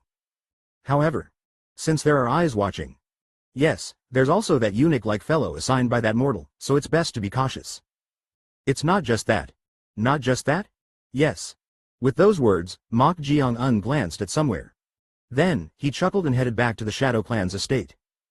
As Mok Jeong-un disappeared like that, 2 individuals revealed themselves behind a wall about 10 jang away. One was a short man with a goatee, and the other was a woman wearing a bamboo hat and a veil.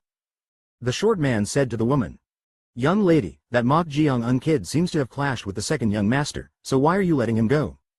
The woman in the bamboo hat, whom the short man addressed as young lady, was none other than Wee So-yin, the 3rd disciple of the society leader. Well? Pardon? At the man's question, she gave a vague answer. Just an hour ago, she had learned from an informant that Mok Jeong-un, whom she had met at the Corpse Blood Valley report, was a hostage from the righteous faction and had scored the highest at the Corpse Blood Valley gates, and she was caught in a strange feeling. Righteous faction? Why was the talent she had coveted from the righteous faction? Thinking carefully, in the Central Plains martial world, there was no martial family with the surname Mok, Mu, except for the Yin Mok Sword Manor. Mok Jeong-un. He was a talent she had coveted enough to entrust him with her identity tag, but his true identity was really unexpected. Because of this, she had felt quite regretful after hearing this information. Did I do something unnecessary? At that time, she had given him the tag because she liked him, but now that she heard he was a hostage from the righteous faction, she thought it might hold her back. But what could she do about something she had already given? So, she wanted to meet Mok Jeong-un again and judge whether he would be helpful to her or not. Even if he was a hostage from the righteous faction, since he had passed the Corpse Blood Valley gates with the highest score and became the Shadow Clan Master's disciple, he was in a position she couldn't easily let go of. But coincidentally, while going to find Mok Jeong-un, she saw him talking with her second senior brother. He's really like a thorny issue. Seeing that her second senior brother also coveted him, she thought so. A thorny issue. It referred to a part of a chicken's rib that had little meat, making it regrettable to eat or not to eat. Right now, Mok Jeong-un's existence was like that to Wee So-yin. If she recruited him right away, it would be burdensome for her, who needed to gather more support forces, since he was a hostage from the righteous faction. But seeing that he had become the disciple of the Shadow Clan Master, who was in charge of information and spies, and even her second senior brother Jang Nung-ak was eyeing him, it was regrettable to simply let him be taken away. To her, the short man said while looking at something. Putting that aside, is what he said earlier true? What? Didn't young Master Jang Nung-ak say something about that hostage from the righteous faction surpassing the peak realm? Ads by PubFuture. At his words, Wee So-yin's eyes narrowed behind the veil. They had hidden at a distance and suppressed their presence to the maximum, so they couldn't properly see or hear. However, she had also heard Jang Nung-ak's words. For someone not even in his prime to surpass the peak realm is very rare. Strange. This point was indeed questionable. She had met Mok Jeong-un at the Corpse Blood Valley report just 2 days ago. At that time, she had directly assessed Mok Jeong-un's martial prowess and even confirmed his level by directly touching his hand. However, Mok Jeong-un's martial prowess at that time was at most at the pinnacle of peak realm, even being generous. He definitely wasn't hiding his skills. But how did he receive an evaluation of surpassing the peak realm in just 2 days? This made her suspicious. There was no way Jang Nung-ak, the society leader's second disciple, would make up a story about someone he was meeting for the first time. Young lady? At the short man's call, Wee So-yin quietly opened her mouth. Quote ellipsis, I'll have to confirm it myself. There was nothing faster than experiencing it with one's own eyes. If he had really surpassed the peak realm in such a short period, he was someone she had to recruit regardless of his background. Sok-young, the Shadow Clan's escort warrior, guided Mok Jeong-un to his lodging within the estate. Since he had become a formal disciple, the treatment from the Shadow Clan was assured. They allowed him to use an entire separate residence with a garden by himself, and there were 4 escort warriors and 2 attendants guarding the place. However, seeing them, Jeong unclicked his tongue inwardly. They're all monitors. The attendants were also learning martial arts, despite being called attendants. Thanks to that, Jeong clearly recognized that they were all playing the role of monitoring his every move. He must have been quite dissatisfied. At Chung Ryong's words, Jeong chuckled.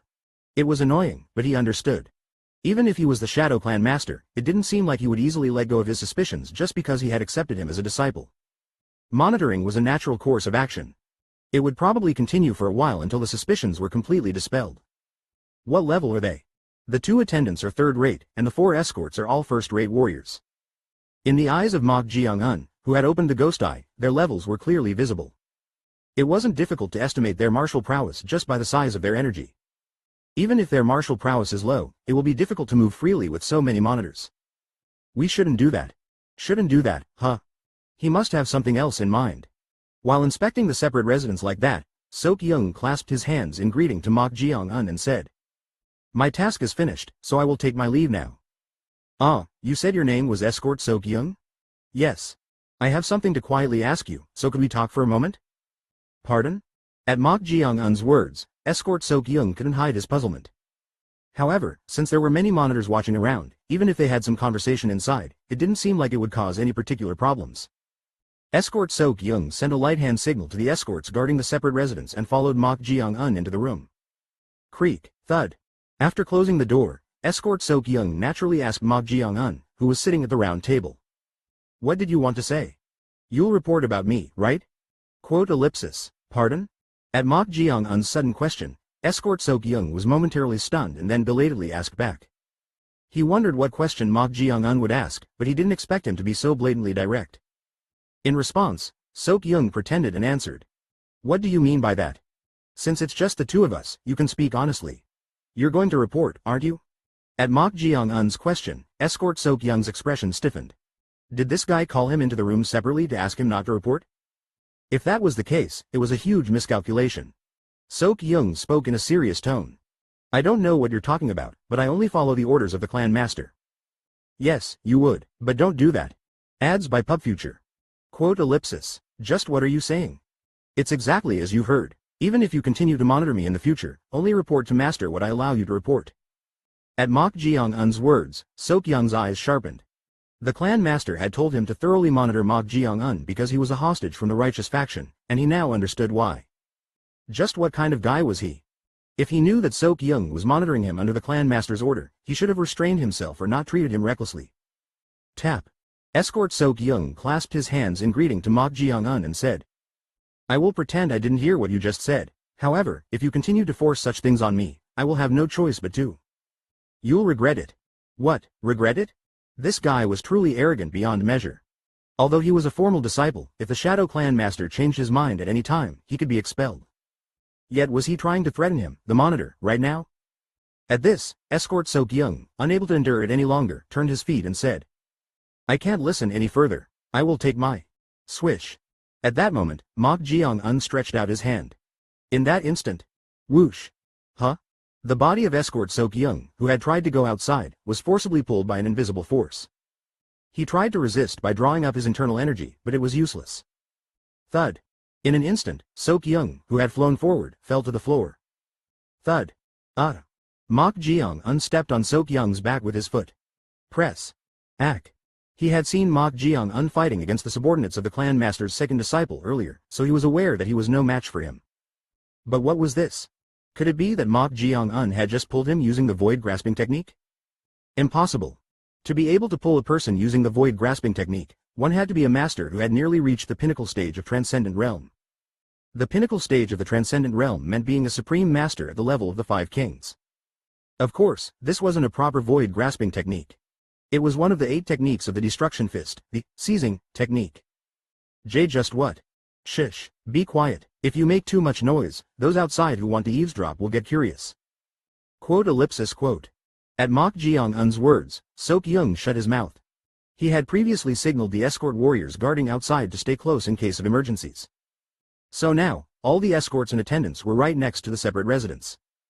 Jeong calmly said. Quote ellipsis. Knowing that, why are you doing this to me? Why, you ask, are you asking because you don't know?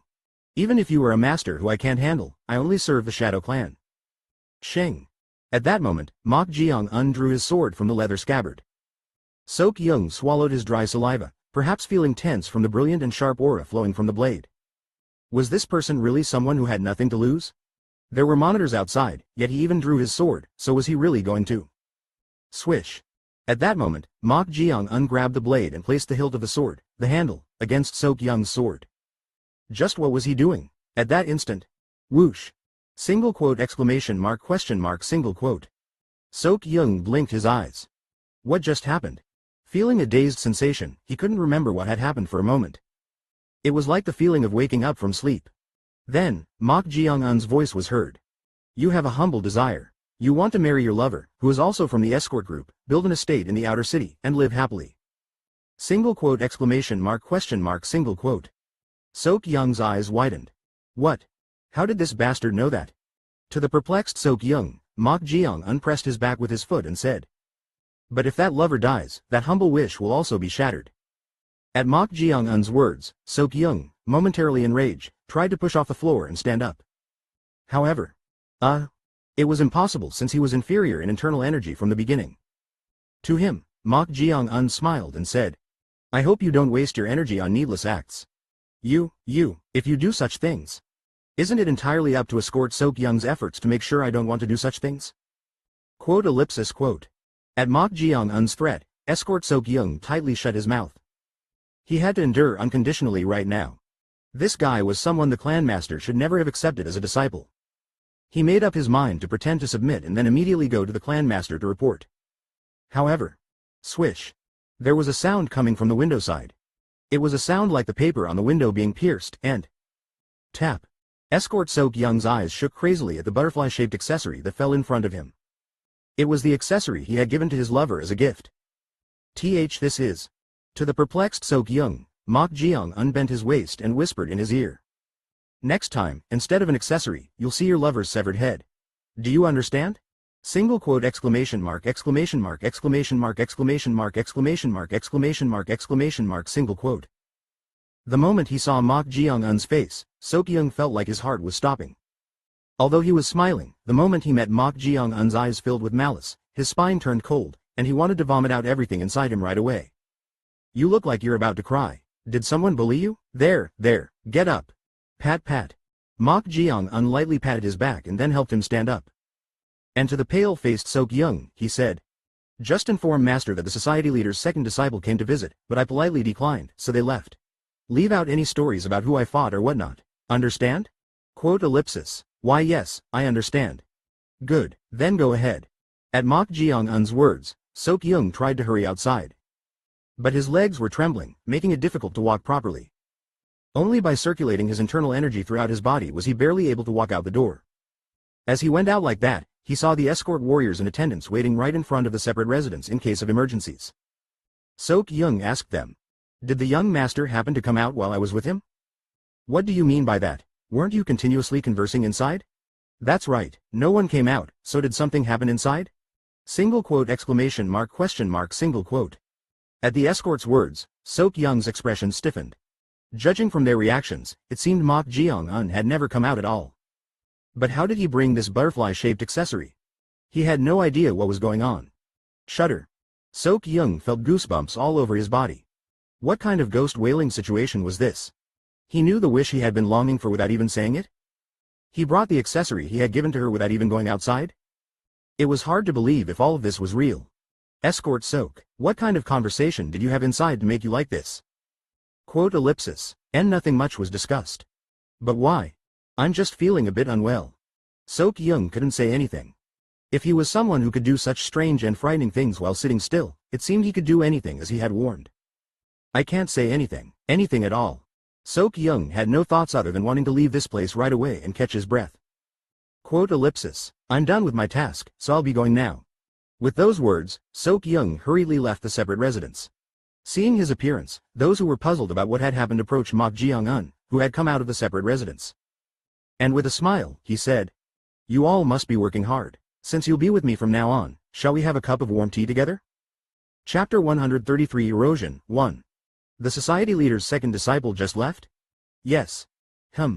At Soap Young's report, the Shadow Clan master tapped the desk in his office with his finger. It seemed the result at the Corpse Blood Valley gates had spread faster than expected. Already, the second disciple Jang Nung-ak had made a move. It seems young Master Jang Nung-ak was trying to use that child Mok Jeong-un as a foothold. He had already approached several times, requesting support, but each time, the Shadow Clan master had refused, saying the clan master was still in good health and he had no intention of supporting anyone. However, now that he had a formal disciple, Jang Nung-ak was blatantly targeting him.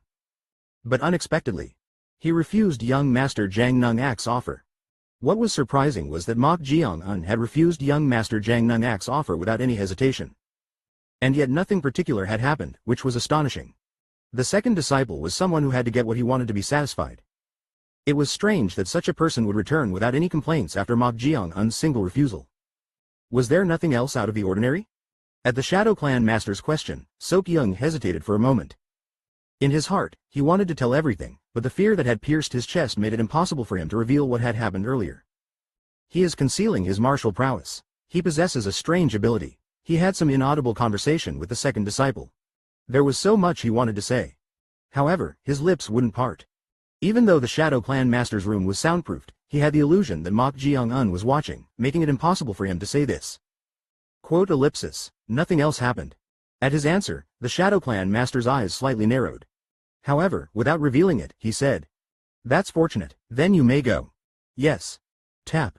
Escort Soap Young clasped his hands in greeting and left the office. As he left, a voice came from somewhere. Clan Master. Yes. It feels like something is missing from the report. I agree with that statement.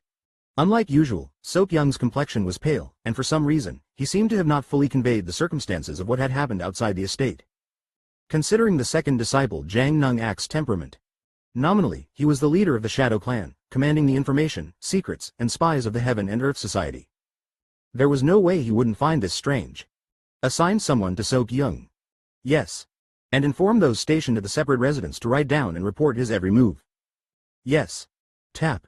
With a small sound from the ceiling, the presence disappeared. After he left, the Shadow Clan master unrolled an old scroll placed on the desk in his office. The scroll was written in characters completely different from Hanzi. 1. It was difficult to even consider it a secret code. And so, 7 days passed. Over those 7 days, the Shadow Clan master fell into various concerns. They were concerns that arose from observing Mok Jeong-un, who had become a formal disciple over those 7 days. The first was Mok Jeong-un's talent. It was something he experienced starting the very next day. He had given him a secret manual to memorize and called him to the clan master's private training room to teach him the ghost shadow footwork. So, before teaching him, he told him to demonstrate the stances to the extent he understood if he had memorized the secret manual. However, single quote ellipsis, just what is this? The Shadow Clan master couldn't hide his surprise. That's because Mok Jeong-un had digested the ghost shadow footwork too perfectly. Not a single stance was out of place, and it was accurate as if he had trained and mastered it for a long time. He wondered if Mok Jeong-un had perhaps practiced the ghost shadow footwork overnight. But that wasn't the case either. Young Master Mok just stayed locked in his room quietly. According to the reports from the escort warriors and attendants monitoring the separate residence, he had done nothing. It seemed he had really just rested last night after having a meal. The Shadow Clan master couldn't hide his amazement at the fact that he had perfectly grasped the footwork in a single day without doing anything. Is he truly a genius? He was aware that Mok Jeong-un possessed innate martial talent. Hadn't he shown the amazing ability to instantly imitate the right fist, left palm technique's marvelous principle right in front of him? So, the Shadow Clan master tested Mok Jeong-un. This time, he gave him the flying phantom saber art and told him he would give him an hour to memorize or learn as much as he could. An hour later, the Shadow Clan master asked Mok Jeong-un, "How much have you learned?" The flying phantom saber art was the Shadow Clan master's unique martial art and belonged to the demonic ascension martial arts. He took pride in it being one of the top 10 saber arts in the entire martial world. So, it was somewhat more difficult to learn than the ghost shadow footwork, and he thought it would be impossible to master in a short time. However, single quote ellipsis, just what am I seeing? What was happening? Mok Jeong-un demonstrated the flying phantom saber art too skillfully. He even displayed the later stances that couldn't be performed without grasping the saber intent, not inferior to the Shadow Clan master himself. Seeing this, The Shadow Clan master was genuinely shocked. How was this possible in just an hour? It's absurd. Beyond shocked, he even felt fear at Mok Jeong-un's martial talent to the point of being terrified. From the beginning, Mok Jeong-un didn't need something called teaching. When learning stances for the first time, the master had to correct the accurate posture and the meaning behind the stances, but he comprehended it all on his own just by looking at the secret manual. Just in case, he could confirm it by teaching him 2 more martial arts. 1 hears and knows 10, no, 1 martial art and knows 10. There was nothing much to teach. In just a single day, he had comprehended all the main martial arts of the clan. Since he had awakened to all the stances on his own, the key was nothing but reaching a higher realm through cultivation methods or enlightenment. I'll have to change the teaching method. So, the Shadow Clan master changed the method to a question and answer format rather than teaching martial arts. Even if it wasn't related to stances, there were various studies in martial arts, so he told Mok Jeong-un to ask if there was anything he didn't know. But over the 7 days, there was hardly anything he asked. No, there was one thing. I heard that thing on Master's face is a human skin mask, so how do you make that? Mok Jeong-un showed interest in that rather than martial arts training. However, since he still didn't trust Mok Jeong-un, he hadn't taught him about the final 3 stances of the Flying Phantom Saber art and the human skin mask yet. The first concern was his martial talent that could truly be called genius without exaggeration. And the second concern was an extension of this. Is this true? Yes, it's information received from the branch in the northern part of Anhui province. Opening square bracket ellipsis. It's hard to believe. Just 3 days ago, he had requested information about the Yian Mok Sword Manor. The Shadow Clan master had ordered an investigation into the environment Mok Jeong-un had grown up in to clearly understand what kind of person he was. With this level of talent, he thought the Yian Mok Sword Manor would have also put in a lot of effort to nurture him. However, contrary to such expectations, the Mok Jeong-un described in the report was too different from the one he knew now. His martial arts talent was insignificant, and his standing within the Yian Mok Sword Manor was the worst. Rather, the one known to possess innate martial talent was a fellow named Mok Yu-cheon, who had also been dragged as a hostage from the righteous faction. It's hard to understand. His reputation within the family was too poor. To this extent, he was practically ignored in the succession structure. But how was this possible? Before being taken as a hostage, he was merely at the 3rd-rate level? According to the report, he should have been called trash, let alone having talent, but compared to his current appearance, it was utterly unimaginable. It was like looking at the records of a different person. This made him even question if the Yian Mok Sword Manor had distorted the information to hide their talent. The only thing that matches. Looking at his standing within the Yian Mok Sword Manor, it made sense for him to have grievances. After all, he was in a position where he wasn't recognized by everyone in the family. However, this alone was insufficient. Look into it further. Understood. In the end, more definite information was needed. If he had been the same as the image the Shadow Clan master knew, this information alone would have been enough, but the person was completely different from the information brought. Even up to this point, the third concern was an immediate problem he was facing. Tap tap tap. The Shadow Clan master tapped the floor with his finger out of habit and muttered. What to do? The desk in the office was filled with reports, all of which were observations of Mok Jeong-un's every move written by the monitors. Since they had observed him for 7 days, he thought there would be at least one thing that would come up. But there was nothing. As if it was predetermined, Mok Jeong-un's daily routine was simply martial arts training, meals, breathing exercises, and reading books before bed. That was it. For 7 days, there was no deviation from this cycle of actions. Single quote ellipsis. It's too consistent. Because of this, his suspicion reached its peak.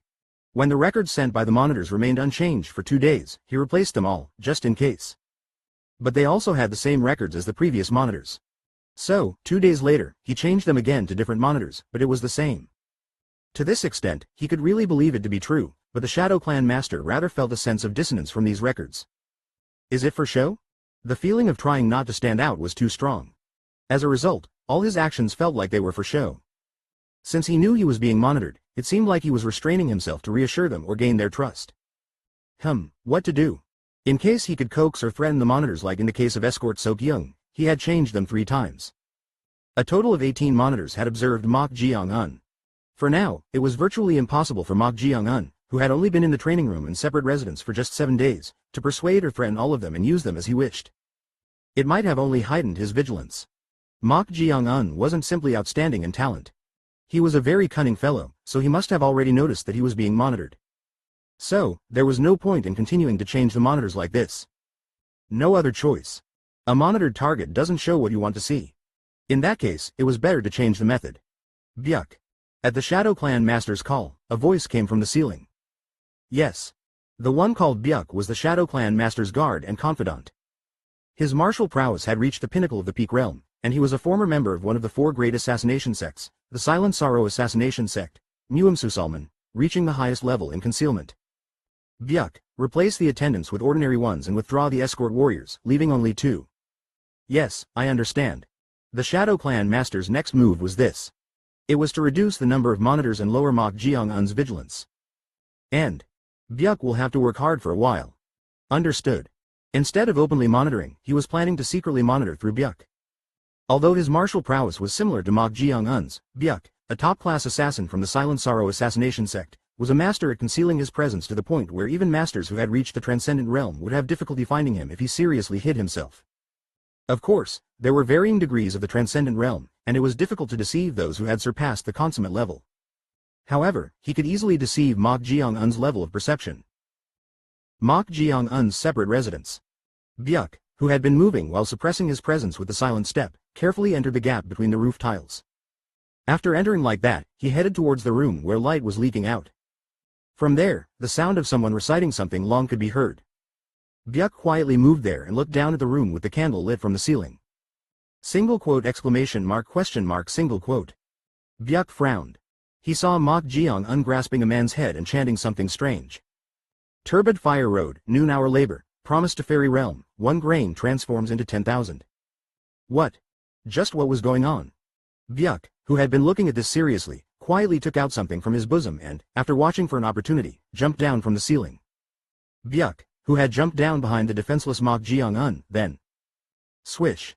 He held out an old scroll to Mok Jeong-un. Then, Mok Jeong-un, who had finished the incantation, turned his head and spoke as if it were nothing. You came quickly.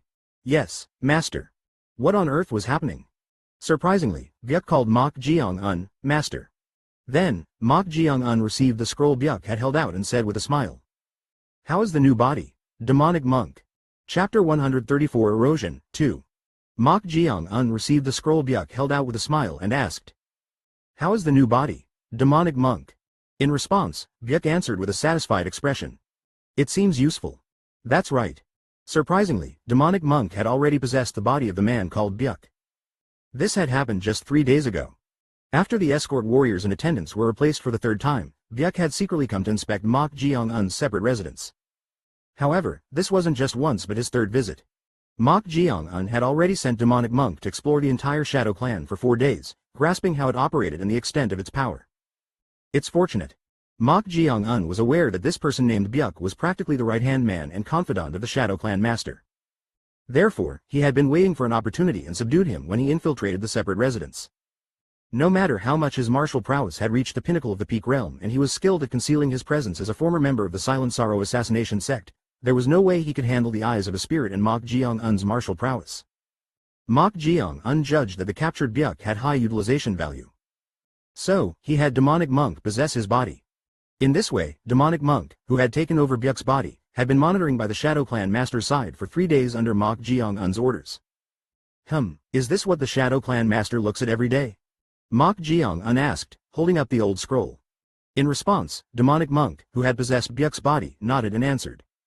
Yes, he looked at it without fail for about half an hour at the hour of the dog, 7 to 9 p.m., every day. After receiving his report for the first time, Mok Jeong-un became curious about this scroll and ordered him to bring it for a while. No matter what was written on it, he could memorize everything with just one look. At that moment, Demonic Monk glanced at the man whose head was grasped by Mok Jeong-un's hand and asked. Master, but who is this person? Ah, you mean that mortal? It seems he was sent by that blind bastard last time. Phew. The one who answered this question was none other than Jeong. She was freely smoking a pipe while staying out of the wooden puppet inside the separate residence. By blind, you mean him? Yes, that troublesome mortal. It was the blind man Wei Mangqian, a member of the 5 Mountains Alliance and a confidant of Jang Nung-ak, the 2nd disciple of the society leader.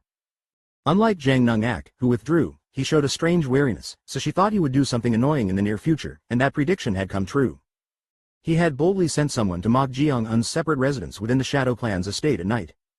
Of course, they had captured him as soon as he entered the separate residence. He was quite tight-lipped. At those words, demonic monk looked at the unconscious man's hands. Both hands were a mess. All his fingers were bent backward, and even needles were stuck in his fingernails. He had been properly tortured. I had hoped he would endure a bit longer, but he opened his mouth on the 6th fingernail.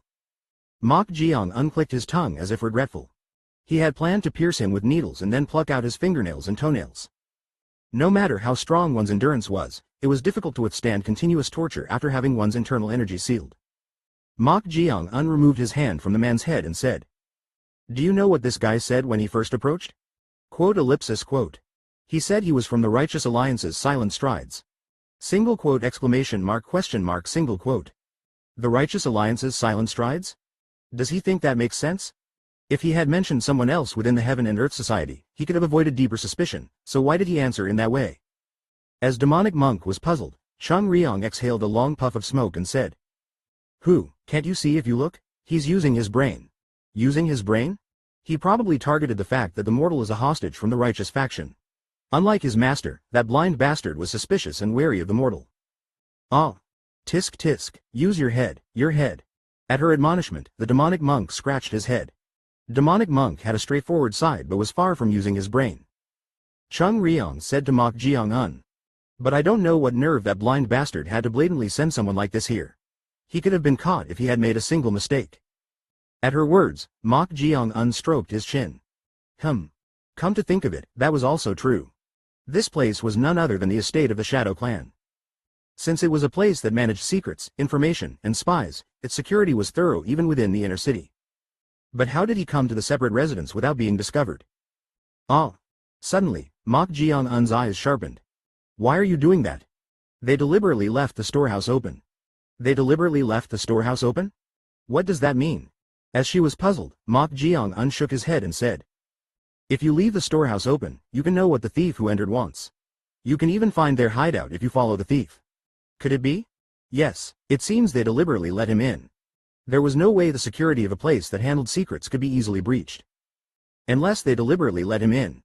If that was the case, it meant that they had already noticed this person's infiltration but had a high possibility of letting him in to find out his purpose. They're not the Shadow Clan for nothing. To handle someone's infiltration in reverse like this. Rumble rumble. Numerous presences could be felt from outside. Soon, the paper on the windows and doors brightened up from the south in order, illuminated by torches. The suddenly rushing presences seemed to have surrounded the separate residence so that there was no way to escape. Chung Ryong looked at Mok Jeong with sparkling eyes. The prediction was spot on. In a dark alley between the walls, about 30 jang away from the Shadow Clan's estate. On the opposite side of this wall, there was a middle-aged man with long hair, his eyes covered with a black cloth, leaning on a bamboo cane. He was none other than Wei Mangqian, the second mountain and a member of the Five Mountains Alliance. Why was he here, not far from the Shadow Clan? Soon, someone wearing a mask and of unknown identity jumped over the wall and approached him, whispering, "It seems they have rushed to that fellow's separate residence as you said." It went according to plan. Yes. Hoo. Wei Mangqian laughed softly. Everything was going as he wanted. He could imagine Mok Jeong being perplexed right now. Since he was an excessively cunning fellow, he must have realized his true intentions by now. Just a few hours ago. What, is it really all right to do that? Yes, but not right away. Endure as much as possible. It will be painful and difficult, but you have to. When you say as much as possible? Until that fellow's suspicion is dispelled. Opening square bracket ellipsis. I understand, but wouldn't it be better to disguise it as young master's side or the supreme leader's concubine's side rather than the clan master, just in case? No, that cunning brat will quickly notice if we mention someone who hasn't even contacted him directly. Opening square bracket ellipsis closing square bracket. Rather, if I say I sent him, he won't kill him right away. Ads by PubFuture. Will he really? Trust me. I understand, but if that brat knows that the society leader sent him, how will he react? If he has truly defected to our organization and has definitely become a person of the Shadow Clan, he will report it to his master, the Shadow Clan master. If not, he will agonize over how to deal with it. But that doesn't matter. The Shadow Clan will make the first move anyway. Yes. The Shadow Clan handled secrets, so its external and internal security was thorough. Of course, not the entire estate was like that, but if someone tried to infiltrate from the outside to the inside, they would immediately notice. Once inside, it was only a matter of time before getting caught.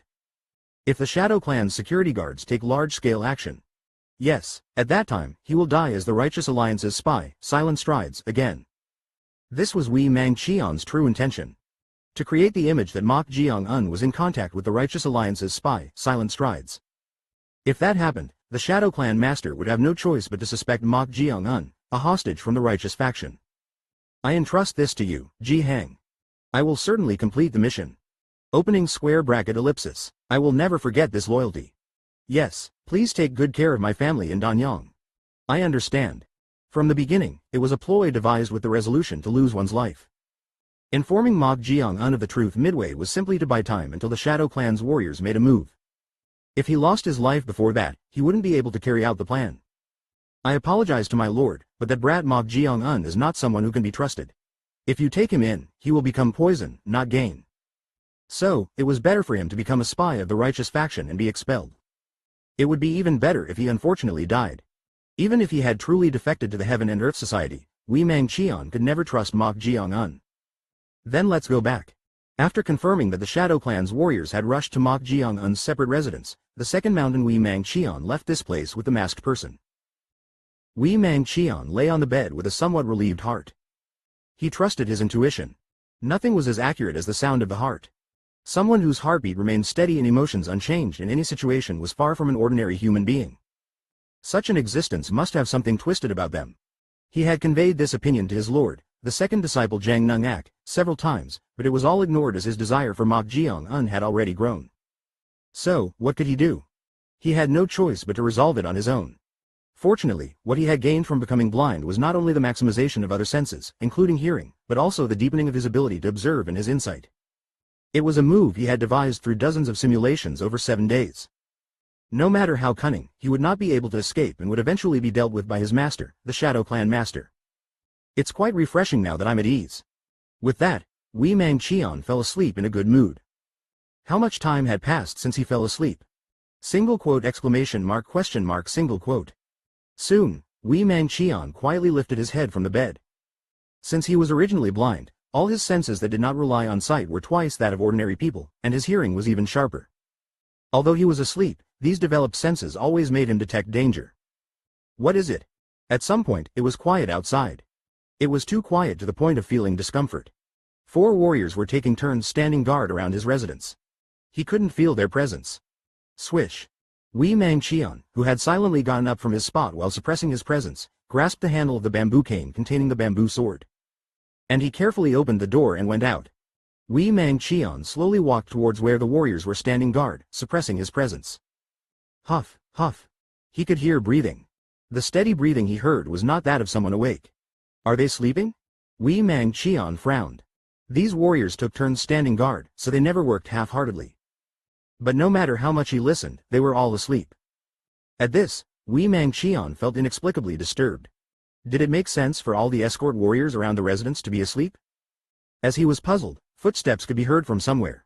Although they were approaching while suppressing their presence as much as possible, it was clearly audible to his hearing. Thump, thump.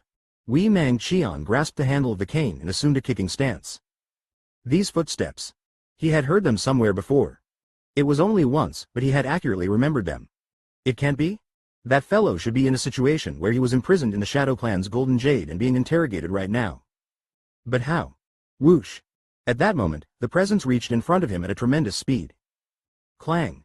Wei Mangqian, who had instantly kicked, blocked the sharp aura flying towards him. The sound of metal clashing against metal strongly resonated in his ears. Tremble. The 2 people who had been locking swords clashed a few times like lightning and distanced themselves. Clang clang clang, bam bam bam.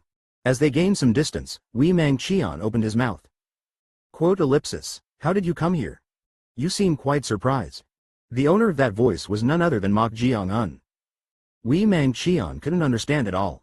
He knew that the Shadow Clan's guards had stepped forward and surrounded Mok Jeong-un's separate residence.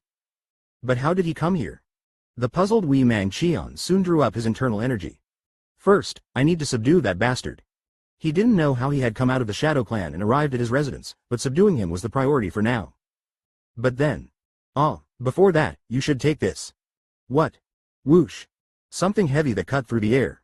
Since it felt too heavy to be a hidden weapon, Wei Mangqian lightly stepped back about 2 steps and dodged what Mok Jeong-un had thrown. It rolled on the ground and stopped in front of Wei Mangqian's feet. What are you doing? I returned what you gave me, so is there a problem? What do you mean by what I gave? Exclamation mark question mark quote. Suddenly, Wei Mangqian stopped speaking midway. After losing his sight, his senses had become twice as good as ordinary people. Naturally, this sense included the sense of smell. With the scent of blood rising from under his feet, Wei Mangqian stretched his foot forward with a suspecting heart and flicked up what Mok Jeong-un had thrown.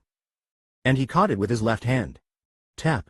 Single quote exclamation mark exclamation mark exclamation mark exclamation mark exclamation mark exclamation mark exclamation mark single quote. At that moment, Wei Mangqian's expression stiffened. Coincidentally, the sensation felt on his palm was a face. The owner of that face was none other than Ji Hang? It was Ji Hang, whom he had sent to frame Mok Jeong-un as a spy of the righteous faction. To be precise, it was Ji Hang's severed head. Chapter 135 Erosion, 3. The blind man Wei Mangqian's face stiffened. What was placed on his hand was none other than Ji Hang? It was Ji Hang, whom he had sent to frame Mok Jeong-un as a spy of the righteous faction. To be precise, it was Ji Hang's severed head. For a moment, Wei Mangqian's mind became complicated. Just what was going on? Why does this brat have Ji Hang's head? He couldn't understand. Of course, Ji Hang's death was planned as the final part of this move. That was the only way to endanger Mok Jeong-un without revealing the tale. But he should be in a situation where he was being interrogated right now, so why had he already died, and why was Mok Jeong-un handing his neck to him? To the perplexed Wei Mangqian, Mok Jeong-un said with a smirk. You must be greatly disappointed that the result is different from what you intended. You bastard? You seem to have used your head a lot, but it's a pity. It would have worked smoothly with others. What? Just an hour ago. In the office of the Shadow Clan's Internal Affairs Director. A Shadow Clan warrior urgently entered and reported to Internal Affairs Director Cho Yong-hun, who was standing with his hands behind his back. An intruder has infiltrated young Master Mok Jeong-un's separate residence. Young Master Mok's separate residence? Cho Yong-hun's eyes narrowed. He had already received a report the moment the intruder had entered. However, the Shadow Clan had a practice of not immediately capturing intruders when they entered. They would monitor the intruder's route to find out their target and even reverse track them. This time, too, the internal administration was watching the intruder's route for reverse tracking. However, what is the intruder's intention? This was their concern. The Shadow Clan was already monitoring Mok Jeong-un's every movement and action because he was a hostage from the righteous faction. But the intruder had gone to Mok Jeong-un's separate residence. To the worried Cho Yong-hun, the Shadow Clan warrior carefully opened his mouth. It seems their goal is to make contact with young Master Mok Jeong-un rather than targeting him. Quote ellipsis. I see. The worrisome situation had occurred. In fact, those in the inner city knew that the Shadow Clan handled secrets, so they wouldn't carelessly set foot in it, and they were also well aware of its extremely strict level of security. Therefore, it was somewhat absurd for someone from the Heaven and Earth Society to infiltrate this place. In that case, is it a spy after all? The probability couldn't be completely ignored. If the intruder was a spy from the righteous faction, the situation they had been worrying about had practically occurred. Although the clan master had not yet allowed Mok Jeong-un access to any particular information other than martial arts due to not trusting him, it was unacceptable for anything to be leaked outside even a little. What should we do? Capture him. What about reverse tracking? If young Master Mok is related to the intruder, we can't just let it slide rather than reverse tracking. Understood. Tap tap tap. As the Shadow Clan warrior who received the order left, Cho Yong-hun also picked up his unique weapon, the Zhenping saber, and summoned the internal administration's escort unit. Once the entire escort unit had gathered, Internal Affairs Director Cho Yong-hun led them with a solemn expression. The path to the separate residence wasn't very far. On the way there, Cho Yong-hun recalled 7 days ago. Even if he scored the highest at the Corpse Blood Valley gates, you shouldn't have accepted him. You should know what it means to have scored the highest. Opening square bracket ellipsis. I know, but Clan Master. That fellow could become poison to the Shadow Clan. No matter how outstanding his talent is, he will face heavy opposition due to his background. Of course, that would be the case. However, if we can gain certainty about that child, our clan will have an immense talent we have never encountered before. Internal Affairs Director Cho Yong-hun could not understand the Shadow Clan Master's decision at all. Adds by PubFuture. If he still hadn't dispelled his doubts, why couldn't he let go of his attachment to the righteous faction's hostage? Because of that, the Shadow Clan's position could be narrowed in the future. If the intruder was truly a spy from the righteous faction and Mok Jeong-un had a close relationship with him or had made contact with him in some way to do something, this opportunity could not be missed. If there was the slightest suspicion, for the sake of the Shadow Clan, he had to be expelled. Whoosh. With that, Internal Affairs Director Cho Yong-hun arrived at Mok Jeong-un's separate residence. The place, illuminated by torches, was surrounded by dozens of Shadow Clan security warriors. Upon arriving, Cho Yom-hun asked a Great Clan leader-level warrior. "What's the situation? Since we sent them in, they should be coming out soon." "Is that so?" "Soon," as the Great Clan leader-level warrior said. The warriors sent inside came out supporting an unfamiliar person, and Jeong followed behind them. However, seeing the intruder being supported out, Internal Affairs Director Cho Yom-hun's eyes sparkled. That's because the fellow's hands were a mess. Anyone could see the traces of torture. Normally, seeing this, one might think, does this mean the intruder has no relation to Jeong-un? But Cho Yom-hun, the Internal Affairs Director of the Shadow Clan, wasn't like that. Numerous variables and situations were being considered in his mind. The closest one was. It could be to avoid suspicion. Most of those who entered as spies were highly trained individuals. They had countermeasures prepared for various situations. Assuming he was a spy who had entered from the Righteous Alliance, he would always prepare a tactic to allow at least one person to escape in case he was discovered by the enemy along with his comrades. Well, this was just an assumption. The fortunate thing was that the intruder was alive. Since we captured him alive, we can make him confess somehow. This place was the Shadow Clan. It was also a place specialized in such matters. At that moment, Jeong-un saw him and greeted him with a salute. "The Internal Affairs Director has come as well. Young Master." Cho Yom-hun also greeted him with a salute out of courtesy. However, his face was already filled with the desire to interrogate him right away. But without losing politeness, Cho Yom-hun said, "Young Master, an intruder entered from the outside, so were you not very inconvenienced by the enemy's threat?" In response to his words, Jeong-un replied with a smile. "How could that be? It's fortunate to see that the young master is safe. Thank you for your concern. I thought you were unaware since there was no intervention even though an intruder had entered, but that wasn't the case." At Jeong-un's words, the skin under Internal Affairs Director Cho Yom-hun's eyes slightly twitched. Although he phrased it indirectly, it was a jab at why they had only discovered the intruder now when he had boldly entered like this. At this, Cho Yom-hun shook his head and said, "How could we have only discovered the intruder now? We just left him alone for a moment to find out what he was after." "Ah, I see. I almost had a misunderstanding." "Ha ha ha, is that so? By the way, young master." "Yes. I also have something I'd like to ask." "What is it?" "I thought the intruder might be after confidential documents, but unexpectedly, he headed straight for the young master's separate residence." "Yes, as you can see, that's right. So, I'm curious as to why this intruder went directly to the young master's separate residence. Can't we find out by waking him up and interrogating him? I was also interrogating him, but he wouldn't open his mouth easily." "Huh." Internal Affairs Director Cho Yom-hun inwardly agreed with Jeong-un's attitude, as if it were nothing. If a normal intruder had entered and was captured, if there was no relation, he should have called for them to interrogate, not do it himself. But Jeong-un says with his own mouth that he interrogated him.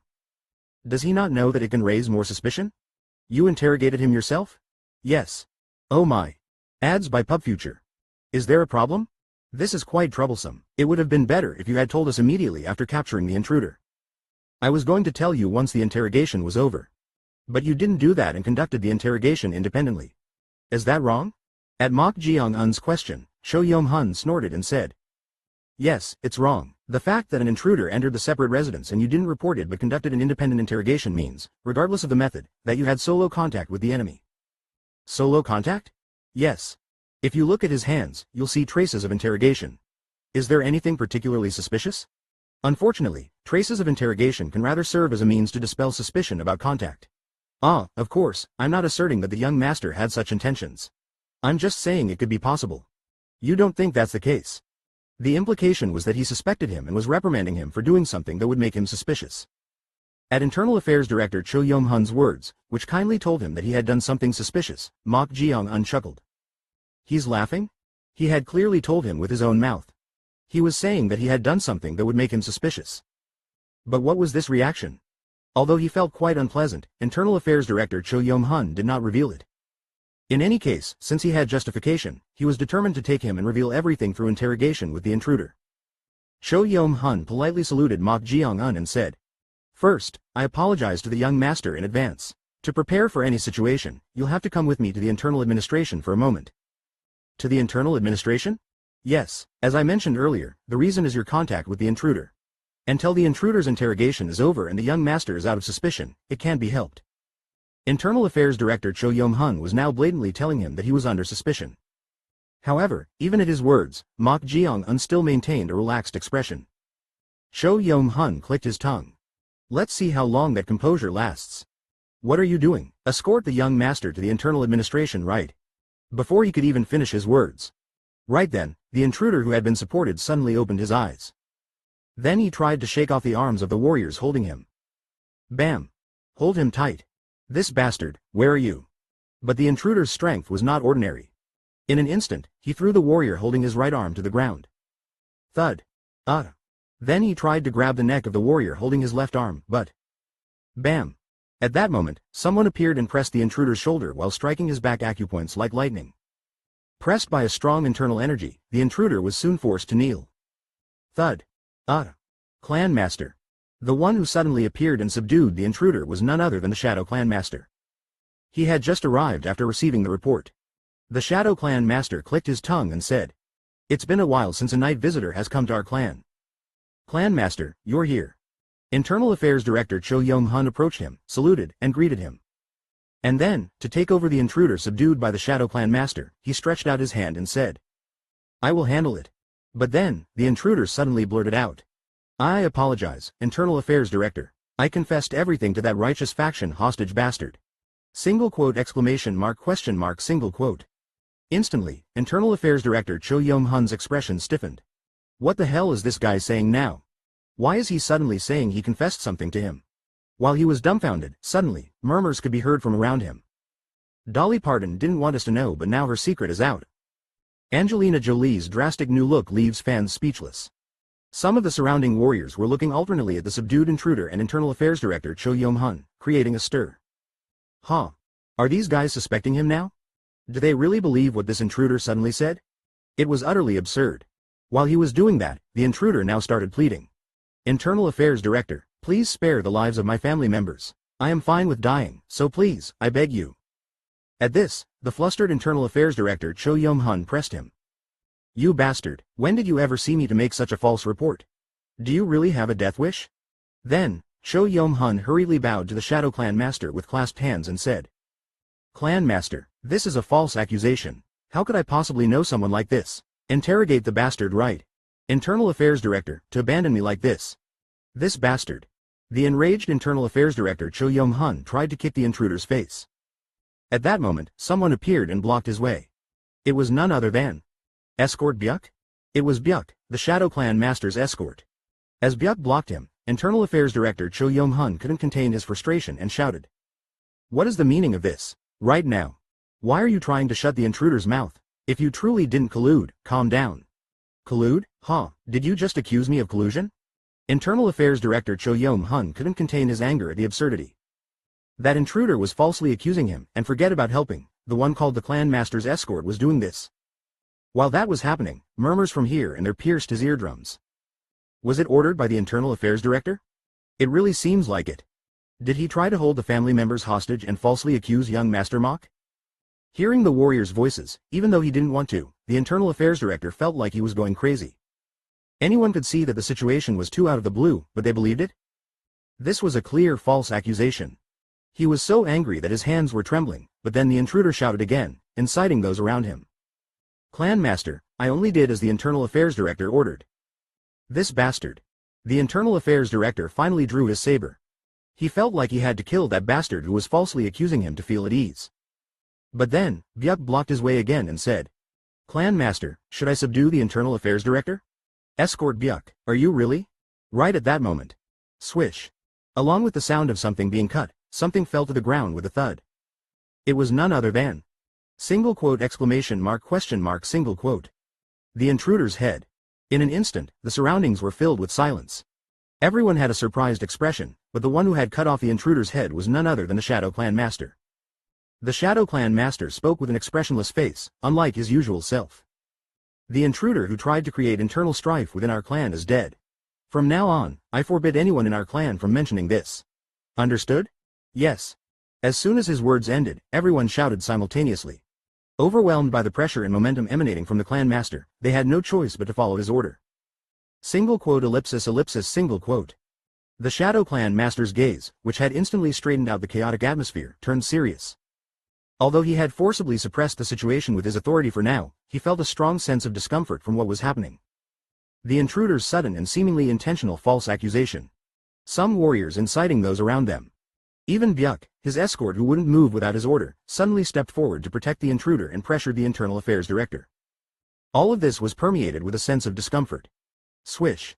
The Shadow Clan master slowly turned his head with narrowed eyes. In his line of sight, with the flickering shadows of the torches, Mok Jeong-un could be seen with the corners of his mouth reaching his ears. Single quote exclamation mark question mark single quote. The moment their eyes met, the Shadow Clan master unconsciously swallowed his dry saliva. The source of this inexplicable sense of discomfort. It was originating from Mok Jeong-un. Chapter 136 Erosion, 4. Back to the present.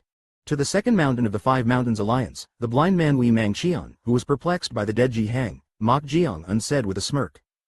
You must be greatly disappointed that the result is different from what you intended. You bastard? You seem to have used your head a lot, but it's a pity.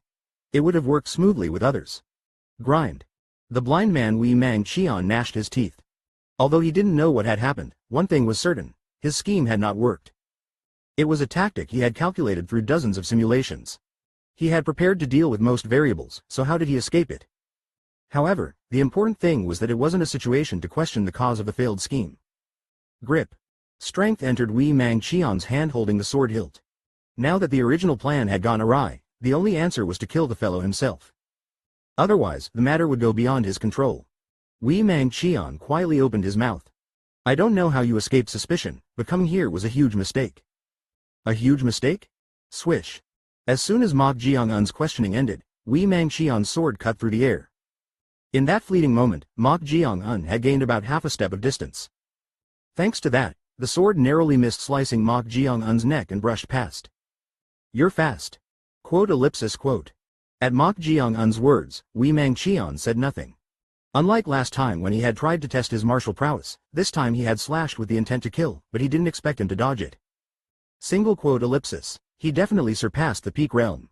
He probably estimated him to be at the early stage of transcendent realm. Considering the few exchanges they had and the strength infused in the sword, it seemed certain. This alone was surprising. Just 17. For a guy not even in his prime to reach this level, his talent had to be acknowledged. However, you will die here. Whoosh. Wei Mangqian's sword rushed towards Mok Jeong-un, drawing a complex trajectory. Mok Jeong-un's eyes shook at a rapid speed as the sword became even faster. This was the first time he had properly faced a master since gaining enlightenment at the Corpse Blood Valley report. Indeed, Wei Mangqian's swordsmanship was beyond imagination. Swish swish swish swish swish. It was not at a level he could dodge. Thus, Mok Jeong-un also utilized defensive sword techniques to counter Wei Mangqian's fierce attack. Clang clang clang clang clang. The swords of the two clashed more than a dozen times in an instant, and blue sparks flew in the darkness. Each time the swords collided, Mok Jeong-un's body was pushed back little by little. This clearly meant he was inferior in internal energy. Even though he reached the transcendent realm with innate martial talent, he can't avoid two weaknesses after all. The first was internal energy. When talking about the level of internal energy, the reason for mentioning the number of years was that the accumulated amount increased as time passed. No matter how much Mok Jeong-un had reached a high level with outstanding talent, he couldn't match someone who had accumulated internal energy for decades like himself. And the second? Clang clang clang. Just as they were clashing almost evenly, Wei Mangqian's sword suddenly deviated from its trajectory and twisted in a completely unexpected direction, piercing Mok Jeong-un's thigh. As a result, Mok Jeong-un also had to change his sword trajectory to block it. Clang. At that moment, thud. Wei Mangqian's heavy kick struck Mok Jeong-un's abdomen. Along with that, Mok Jeong-un's body was pushed back about 4 steps again. Detecting this with his hearing, Wei Mangqian's mouth corners twitched. Experience? He lacks experience. While Mok Jeong-un's stances were flawless to the point of being impeccable, he was unable to respond to the variations, perhaps due to a lack of actual combat experience or battles with masters. His stances were very straightforward. Although he was responding with appropriate stances, that alone was insufficient. In the world of life and death battles, experience could not be ignored. Whoosh! Wei Mangqian caught up to Mok Jeong-un, who had been pushed back, and pressured him while drawing up even more internal energy. Since he had found the opponent's weakness, he was determined to decisively push forward and settle the outcome. Fourth stance of the flashing star sword, overwhelming flash. Swish swish swish swish swish swish swish. Wei Mang Qian's sword created numerous sword shadows and pressured Mok Jeong-un with a dazzling trajectory. It was an incredible swordsmanship that was hard to believe came from a blind man. Even Mok Jeong-un inwardly exclaimed in admiration. Mok Jeong-un had gained a keen eye for swordsmanship after viewing numerous secret manuals at the Corpse Blood Valley report. Wei Mang Qian's swordsmanship was so perfected that it was difficult to find any flaws. So he felt the urge to properly clash with him. Clang clang clang clang clang. Mok Jeong-un's evil commandment sword and Wei Mang Qian's bamboo sword collided, and the surroundings reverberated with the sound of metal. Their swords were moving so fast that they were invisible to the eyes of ordinary people. Swish. A sword grazed Mok Jeong-un's cheek, leaving a wound. Wei Mang Qian's swordsmanship once again created an unexpected variation. Interesting. It was more exciting than sparring with the Corpse Blood Valley disciples. Their attacks were more straightforward and simple, but Wei Mang Qian's sword brought changes from unexpected places, pressuring him. Swish. Once again, the sword brushed past Mok Jeong-un's ribs. They were all narrowly grazing the vital points. If he wasn't careful, the outcome of the duel could be decided in a single moment as Wei Mang Qian's sword was increasingly tightening its grip on his throat. Luck is not on my side. Wei Mang Qian's face, who was pressuring Mok Jeong-un, became more and more spirited. The winner of this duel was predetermined. If this were 5 or 10 years later, it might be different, but the current Mok Jeong-un was absolutely no match for him. He had a much greater advantage in both experience and internal energy. You were foolish, Mok Jeong-un. You shouldn't have come to find me alone. He acknowledged his martial prowess that didn't match his age, but he had chosen the wrong target for revenge. If he had a cunning mind to escape from his scheme, he should have used the dead Ji-hang as a pretext to pressure him through his master, the Shadow Clan master. Blame that foolishness. Swish. Clang. Wei Mang Qian's sword deflected Mok Jeong-un's sword upward. At the same time, a decisive opening finally appeared in Mok Jeong-un's defense. The corners of Wei Mang Qian's mouth rose bitterly. Overconfidence in oneself, that is the cause of your defeat. Convinced that he had firmly grasped the upper hand, Wei Mang Qian thrust his sword towards Mok Jeong-un's neck, the decisive opening. With Mok Jeong-un's current stance, it was impossible to dodge or block. It's over. Wei Mang Qian's sword was about to pierce Mok Jeong-un's neck. However, swish. At the moment the tip of Wei Mang Qian's sword touched Mok Jeong-un's neck, it slid and slightly brushed the surface before passing by. What is this? Just what was going on? It was a perfect finishing strike. But why didn't it penetrate Mok Jeong-un's neck and suddenly slide as if blocked by something? He couldn't understand what this phenomenon was at all. Bam! As the distance narrowed, Mok Jeong-un's knee tried to kick up Wei Mang Qian's chin. In response, Wei Mang Qian utilized footwork with his left hand to push Mok Jeong-un's knee and gain distance using the rebound. Bang! Tap tap tap tap.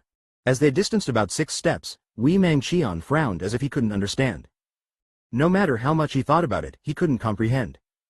What Mok Jeong-un had just shown was an extremely advanced principle that couldn't be performed at his level. Huh!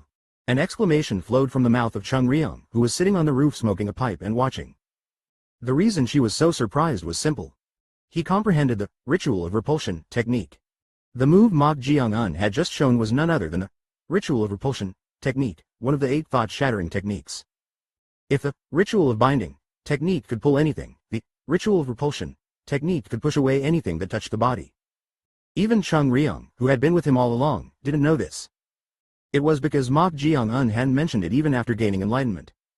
Of course, there was a reason for this. It's difficult. The way the ritual of repulsion technique manifested was different from the ritual of binding technique. It could only push away something that precisely touched the body, and matching that fleeting moment when the sword was about to clash was quite difficult. And it was greatly influenced by the practitioner's capability and true energy, so the stronger the force, the harder it was to repel. That's why Wei Mang Qian's sword had slid rather than being deflected. Still a long way to go. He hadn't mentioned it to Jeong because he considered it an incomplete technique. Of course, it was still useful as it was. It had allowed him to deflect a fatal strike. At that moment, Wei Mang Qian opened his mouth. Quote ellipsis, you seem to have some tricks up your sleeve, but will the same technique work again? Whoosh. As soon as those words ended, Wei Mang Qian launched his body towards Mok Jeong-un. As expected of a master who had reached the transcendent realm, he had realized how to deal with the previous principle in a short time. Wung. Wei Mang Qian's sword was completely covered in a blue glow. It was sword energy. He had judged that even the sliding principle wouldn't be able to handle it if the sword energy was more focused. I'll settle this. The reason he hadn't unleashed his energy until now was to protect his sword with aura. Since Mok Jeong-un's evil commandment sword was even sturdier and sharper than the bamboo sword, the sword had been somewhat strained with each clash, so he had chosen this approach. However, if he turned all that energy into offensive sword energy instead of a defensive form. Clang. Bam bam bam. With just a single clash, Mok Jeong-un's body was pushed back nearly 3 steps. The power had increased tremendously. However, cracks appeared on the sword. It was affected by the switch between offense and defense, but it seemed like it could endure a few stances at least. He could sufficiently settle the match within that time frame. Whoosh! Wei Mangqian tried to unleash a dominating sword stance against Mok Jeong-un once more. Right at that moment. It seems your reserves have run out. What? Seeing the repetition of stances. Single quote exclamation mark question mark single quote. Clang clang clang clang. The moment the swords clashed, Wei Mangqian's expression distorted. He had unleashed a sword stance with sword energy, but Mok Jeong-un didn't budge at all. Rather, they were evenly matched. But what was even more surprising? You bastard, just what? The sword stance he had just unleashed was exactly the same as his own flashing star sword's 7th stance, breaking the void. Right now, Mok Jeong-un was performing the exact same sword stance as him. Wei Mangqian couldn't believe this situation. Thus, swish swish swish swish swish. He unleashed another sword stance towards Mok Jeong-un, but swish swish swish swish swish. As if he were a mirror, Mok Jeong-un performed the same sword stance. For a moment, Wei Mangqian was dumbfounded. Just what was happening? His unique martial art, the flashing star sword, was a secretive sword art passed down to a single inheritor and was never revealed to the outside. Yet this fellow was imitating it. He shouldn't know the breathing technique of the stances and had only seen it for the first time while dueling. Impossible. But how could such a thing happen? Was it possible to learn the opponent's sword art in the midst of a life and death duel where they were trying to kill each other? Was this even possible? No matter how outstanding his talent was, wasn't there a limit? This was too unfair. Grind. After being surprised by this unprecedented situation, Wei Mangqian became enraged to the point of welling up. He detested Mok Jeong-un for so easily imitating his unique sword art, which he had painstakingly mastered even after losing his sight. How dare you try to steal my sword art? It was unforgivable. Yes, then can you imitate this too?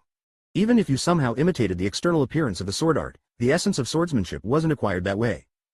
He had completely grasped the essence of the flashing star sword by practicing it for decades, allowing him to bring various changes to his swordsmanship. Can a fellow like you imitate even these variations? Swish swish swish. What? Wei Mangqian hurriedly tilted his head to the side and launched his body backward to dodge Mok Jeong-un's sword. A cold sweat dripped down his forehead as he gained distance. The 3 sword stances just now. They were variations. Even if it were him, if he were to bring variations, he would have done it the way Mok Jeong-un did. Single quote ellipsis. Huh. What kind of fellow is this? He was imitating the variations in swordsmanship at a level nearly identical to his own. His innate martial talent alone was insufficient to describe this. He was truly a monster. Gulp. Wei Mangqian swallowed his dry saliva, perhaps out of tension. If he didn't kill the fellow here, he would become a major hindrance to the path of the second disciple, Jang Nung-ak. He had to kill him even at the cost of his life. He had to deal with him right away before he grew further and reached a level they couldn't even touch. Fortunately, he still had the upper hand in internal energy, so if it was now, somehow. Flinch. At that moment, a chill ran down Wei Mangqian's spine. An ominous feeling enveloped his 5 senses, and it was a kind of brutality. Sensing it, Wei Mangqian hurriedly raised his sword while igniting sword energy without a moment to think. However, clang. The bamboo sword wrapped in sword energy broke. And, swish. Single quote exclamation mark exclamation mark exclamation mark exclamation mark exclamation mark exclamation mark single quote. Something chilling and cold brushed past his neck in an instant. Wei Mangqian instinctively hurried to grasp his neck. This, what? The internal energy in that last strike had surged by nearly 3 times. He was dumbfounded by the sudden increase in internal energy. Could it be that he hadn't been using his full strength until now? As he was perplexed, Mok Jeong-un whispered softly in his ear. Why did someone who can't even see boast so much? If you had just kept your mouth shut, you could have at least preserved your neck longer. You bastard? Then sleep well. With those words, Mok Jeong-un brought his finger to Wei Mangqian's forehead. Feeling that, Wei Mangqian inwardly cried out as if screaming. Stop, please, please. However, tap. Wei Mangqian's consciousness was severed in an instant. It was because Mok Jeong-un had pushed Wee Mang Cheon's forehead, which he was barely holding, with his finger. At the same time, Wee Mang Cheon's severed head fell limply to the ground, and blood gushed like a fountain from the cross-clanion of his neck. Splatter.